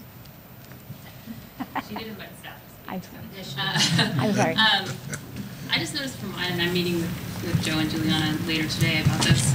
For economic development, some of the KPIs that I have they don't make sense to report quarterly, and I'm trying to figure out a way to push them into that so they do make sense quarterly, and I'm having trouble with that. So for me, it would be better to report some items quarterly and then some items annually at my discretion, which makes more sense. That would be more meaningful to council. So maybe that's something that's going on in other departments. I'm not a department, but I'm just me. But maybe some of the things could be reported quarterly and some could be reported annually. So I think if the interest on the part of council is understanding the meaning behind them, and then at the summary level as to progress, then the staff can figure out how best to do that. Correct. And so I hear that that's the council's interest. Mm-hmm. And so that might provide enough direction for the staff to figure out how best to provide the information in a way that's digestible and helpful to the council. Okay. Any other departments have any other comments you want to offer? Then the only thing we had been talking about on the KPIs, one of them was about the public survey, and we haven't really done that. Right. And so we keep kicking that down the can, but we can't have a benchmark if we don't have an understanding of the pulse of the community. Oh, but I think that's on the list now. Yeah, it is on the list now, but I mean, that's been on the list for us. But it's now one of the 6. Yeah. Top tier 1 priority. Well, it's on the one of the 6 because it was on a top priority a year ago. Okay. So Greg, do you think you have what you need by way of a sense of the council? You all right, and Joe? Yep. Okay. I think we have some good direction. We have a plan with I think some level of fairly good level of agreement around the technology and infrastructure priorities that match up with our capacities for next year. There are a couple of open-ended policy questions that we'll be asking council, like on the 31st, like do they agree that we should take these reserve dollars and put them towards the pension? Mm-hmm. Should we be taking any additional reserve dollars and putting them towards additional pension tools like a pension trust? No, I think this year, I think because of the prep work and some assistance from other groups has helped us get prepared earlier in the process, and we started earlier. Mm-hmm. And we have you. So I think we have a good path for the next year, and the real challenge, in my mind, is going to be how do we plan for 2019 and further. Mm-hmm. Good. Well, yes. So one of the key things, obviously, is communication. Yes. And I know that we have put into place a couple avenues for us to share our successes with the community and for the staff to share with the council. I want to hear from the department heads. Do they feel that their voice is now heard? Like, what is their, do they have an avenue to bring, they're the people on the ground and they're the ones that see firsthand what's really going on, what our needs are, and they're the ones that can help improve our city. So I want to make sure that they feel that they have an avenue to reach for their suggestions or ideas to be brought to the forefront, or that they have an opportunity to share their successes, or do we need to reevaluate that? It's always good to hear ideas from as many people as you can. Good. Okay. So the next steps. Did employee survey made the list, right? Yes, yeah. It's a tier 2, but yes, it's on the list. Tier 2? Yeah, okay. It's on the list. I'll keep pushing. It's in process. It'll probably go out mid-September. Yeah. Just remember, if everything's a tier 1, then nothing's a tier 1. So you got 6 tier 1s. This is the employees. This is employee city as well. So we want to make sure that they have a voice, and it's not just about the council's voice, but it's also they're the ones, as we learned yesterday in our JREG, that it's about hearing from the people on the street, and so that's to me what the employees are, and I'm sure they have good ideas. if they see something that needs to be improved upon, we need to hear from that. Good. So in wrapping up, the next steps, I'll be preparing a report out of this, which will include the notes from last time as well. Greg's already gone over the next steps that the staff will be doing, which are numerous in preparing the budget, and you have a number of sessions that are planned. And like I did last time, I'd like to invite any council member to offer any comments about this process, about today, about the 2 days, and what was useful to you in coming together with department heads, with each other. And I would like to invite department heads to offer any comments that you would like to offer about spending some time together with the city council in this setting. So we just like to open it up, maybe starting on this side first, just to keep it a little bit organized. Whoever would like to start on this side with any comments.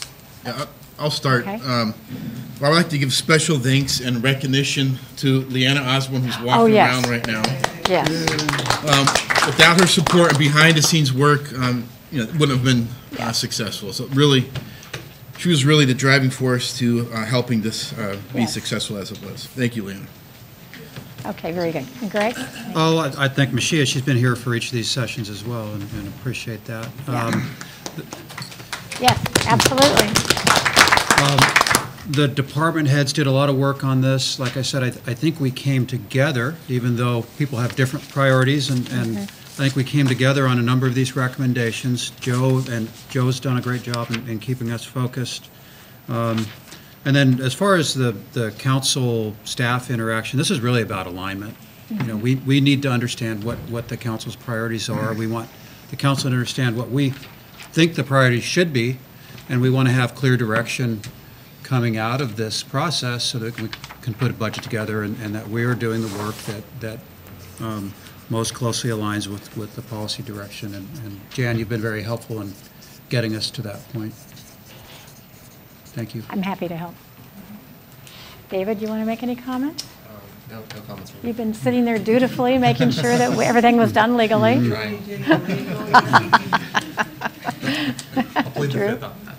Is it problematic if I see my name next to somebody else? No, it's been, I'll just say, Jan, compared to last year than this year, I think this went really well. It was very smooth, and I think you did a very good job as far as the presentation, so thank you for your leadership on this. Thank you.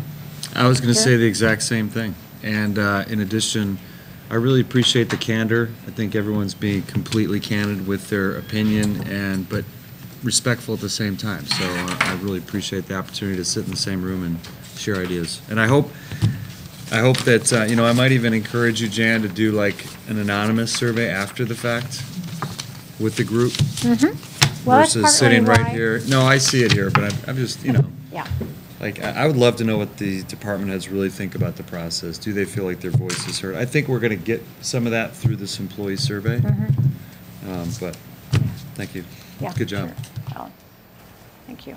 Bill? Just appreciate the opportunity to represent public safety. Thanks. Being the new kid on the block. Being the new kid on the block, correct. Good. Yeah. So on the lines of my predecessors, I was saying what I wrote here was growth. I see a tremendous growth in the city management, just across the board as far as compared to where we were last year in doing this process. I think there's a lot of growth in understanding of how strategic planning is supposed to be done, and I thank everybody for participating and putting the time into it, because I think it will help us move into the next, couple years as far as management of the city. So Great. thank you. Great. I concur. I just think back to where we were last year at this time.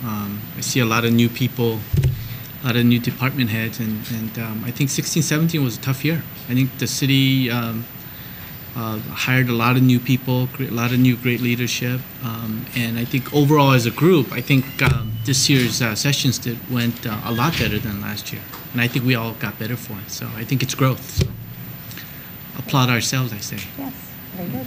Yeah, Lynn. I mean, I think for me being one of the newest, I have seniority over the chief right now, a few months. It's very helpful because I'm a big picture person, and I think having gone through this process and getting to hear across all the departments and all of the issues and more about the city, it's very insightful, and I feel a lot more connected when I'm at a big picture level of looking at things. And I like some of the things that I'm seeing. I think the technology committee helps us move forward some of those. And I think having clear direction and agreement, for me too, I was concerned about like finalizing a budget without knowing kind of really what we were focusing on. So I feel this solidifies that. So I appreciate it. Let's see, what should I say that's different? I think, I know, I'm tired of hearing myself. This was kind of a narrative show I today. appreciate the process too. I think what's most important is the prioritization, and you know, it's evident that the council has a long wish list of items, and but so does staff, and so do the department heads. I think that it really comes down to that prioritizing and assessing our resources and our abilities to accomplish all of the things, because you know, we've sat around the table a lot, department heads, and like I said, I mean, if we had all the resources in the world, you know, then our list would be able to match that. And so I guess I just wanted to put that out there, that we, you know, I think this is a really great list, and working together helps push those things to the top, but that doesn't mean that this is an exhaustive list, and there's always going to be more and more and more to do. I don't have anything to add to that, so I pass. First on my block to pass. Deborah. Being the old kid on the block, I appreciate the opportunity to get our lists out and prioritize them as well. So I appreciate that. Two-way street. Good. Mike. I think the whole process here, I find it, you know, over the past 3 or 4 years, you know, some people have compared this with last year. If you went back 2 or 3 years, it's a completely different process right now. So it's a great, I think we're making great strides moving forward here. I'm pleased that we've got kind of a general plan kind of going forward. We've got some priorities and things, and we've got, you know, issues and priorities, and we're talking about those. And that's the important thing to me, is talking about it. I'm really encouraged by the way that we have some general plan concepts that we're supporting with resources, like the infrastructures, some infrastructure, some IT things. You know, even when we got into the capital side of it, we said, hey, we're taking the CPAC input, and we're actually taking that and using that, and we're not ignoring it. We're able to use those going forward. So I'm encouraged that we're able to follow the recommendations of people. You know, in my own opinion here, when we're done with this, a good finished product is going to be a kind of a path forward for the next fiscal year that I hope kind of has a common, you know, concept of scope and budget and schedule, and then we're able to kind of keep things moving forward as we go through. And, you know, things are going to change, and that's our job, is to make sure that we're smart about changes. But I'm really encouraged that we're taking recommendations and moving with them. I worry that as a councilman we get too involved in the details sometimes. I think you know, this is like one of those, and one of the big cliche lines I ever heard was, it's our job to turn the Enterprise into the wind, and it's everybody else's job to launch the planes, right? So I'm just trying to turn the Enterprise into the wind here, and we're talking about how we're going to get the planes geared up and everything else. So I'm talking about Star Trek. You know, no, this would be an old school Enterprise, right? There's yeah, with catapult launches and I don't do it. Yeah, I don't do it. So I value the department heads. I think it's important that they understand their actual organizations and their actual organizational costs, and what the impact is to the budget of everybody else around them. The one thing I would love to see next year would be, if we get into any kind of a department discussion, is that different department heads represent different departments in the discussion here as we go forward, because what we're looking for is what's best for the overall city, not best for any one significant department. So as we get more and more aligned, I'm very pleased with that. I think we have that, but general directions, budget, schedules and plans and moving forward. And I think that's starting to take shape. So I'm very pleased. Good. So Joe and I talked, we're gonna switch. Next year, I'm gonna do finances and do fires. So it should go smoothly. Now that it's lined up, right? I don't know if you guys will like that, but. My comments are aligned with yours in that hats off to staff from all the departments. A lot of effort went into this, and a lot of the behind-the-scenes work from Joe's, actually all the departments, particularly Joe's staff. And I think that we spent a lot of time identifying from professionals' opinions as to where we think the important priorities are for the community. And the slide that Jan put up that identified and that this group agreed to is the fact that the council sets the vision, the key goals, and the policy priorities. And then the paid professional staff members, we work and execute on the strategies and implementation on the approaches. And it's about trust. And I think that the more we do this, the more we trust each other and the better we get at it. And I think it's a great step forward. So I thank everybody for the input and the opportunity to weigh in for what's best for our community. Similar, first I want to thank all the department heads.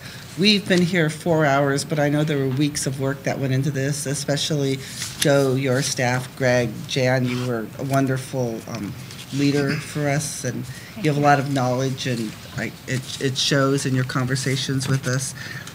I always say council is policy and staff is execution. I appreciate all the subject matter experts, and I hope you feel free to speak up. And I appreciate also you holding our feet to the fire for the priorities, because as a group of people, we probably like to boil the ocean, but we can't. We have to pick out a couple that are important, and the most important thing to us is our budget. We see how that delta continues to grow over the years, so we have to come up with the methods to either decrease it or come up with alternative revenue sources or something, because I want, and council wants this city to be successful. And I say often, councils are temporary and staff is forever, and I want staff to have jobs, the employees to have jobs, and the city to provide services, and we want to get the city on the course to do that, because right now we have big challenges ahead of us. So thank you, everyone, for your cooperation and collaboration. And we've had our city treasurer and our city clerk's office sitting here. You'd like to offer any observations? Just whatever we can do or I can do to make sure the city stays on a stable financial foundation. So I am pleased the city council members put 5 dots on managing the pension liability. Good. I think that's critical, so I applaud that. Good. No comment. Okay, thank you. Okay, and it is, wow, it's 4:30 according to this, right on the dot. Just what, as an output, Greg, can we get, when everything is decided upon, can we get like a Gantt chart by quarter?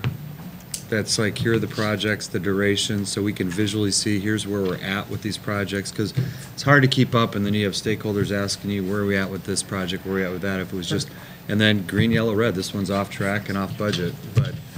I'd like to see them on the website. Yeah, exactly, great point, yeah. Good. Yes. Thank you. Well, and there was that, we were talking about that project, that system that you could buy, that's a project management system. Oh, it's OpenGov. Not extension. OpenGov, it was It's another part of one. that, I think. The one you were looking at, What right, was it Mayor? called? The reporting But they had another module, right? Yeah. It's called ACE, it started with an A. I think it was a module that they offered for reporting. There's another project manager software that you can buy that's pretty easy. Oh, Asana? Asana. Yeah. Okay, well, thank you, everybody. It was 4:30. Yes, thank you, good work. We are adjourned.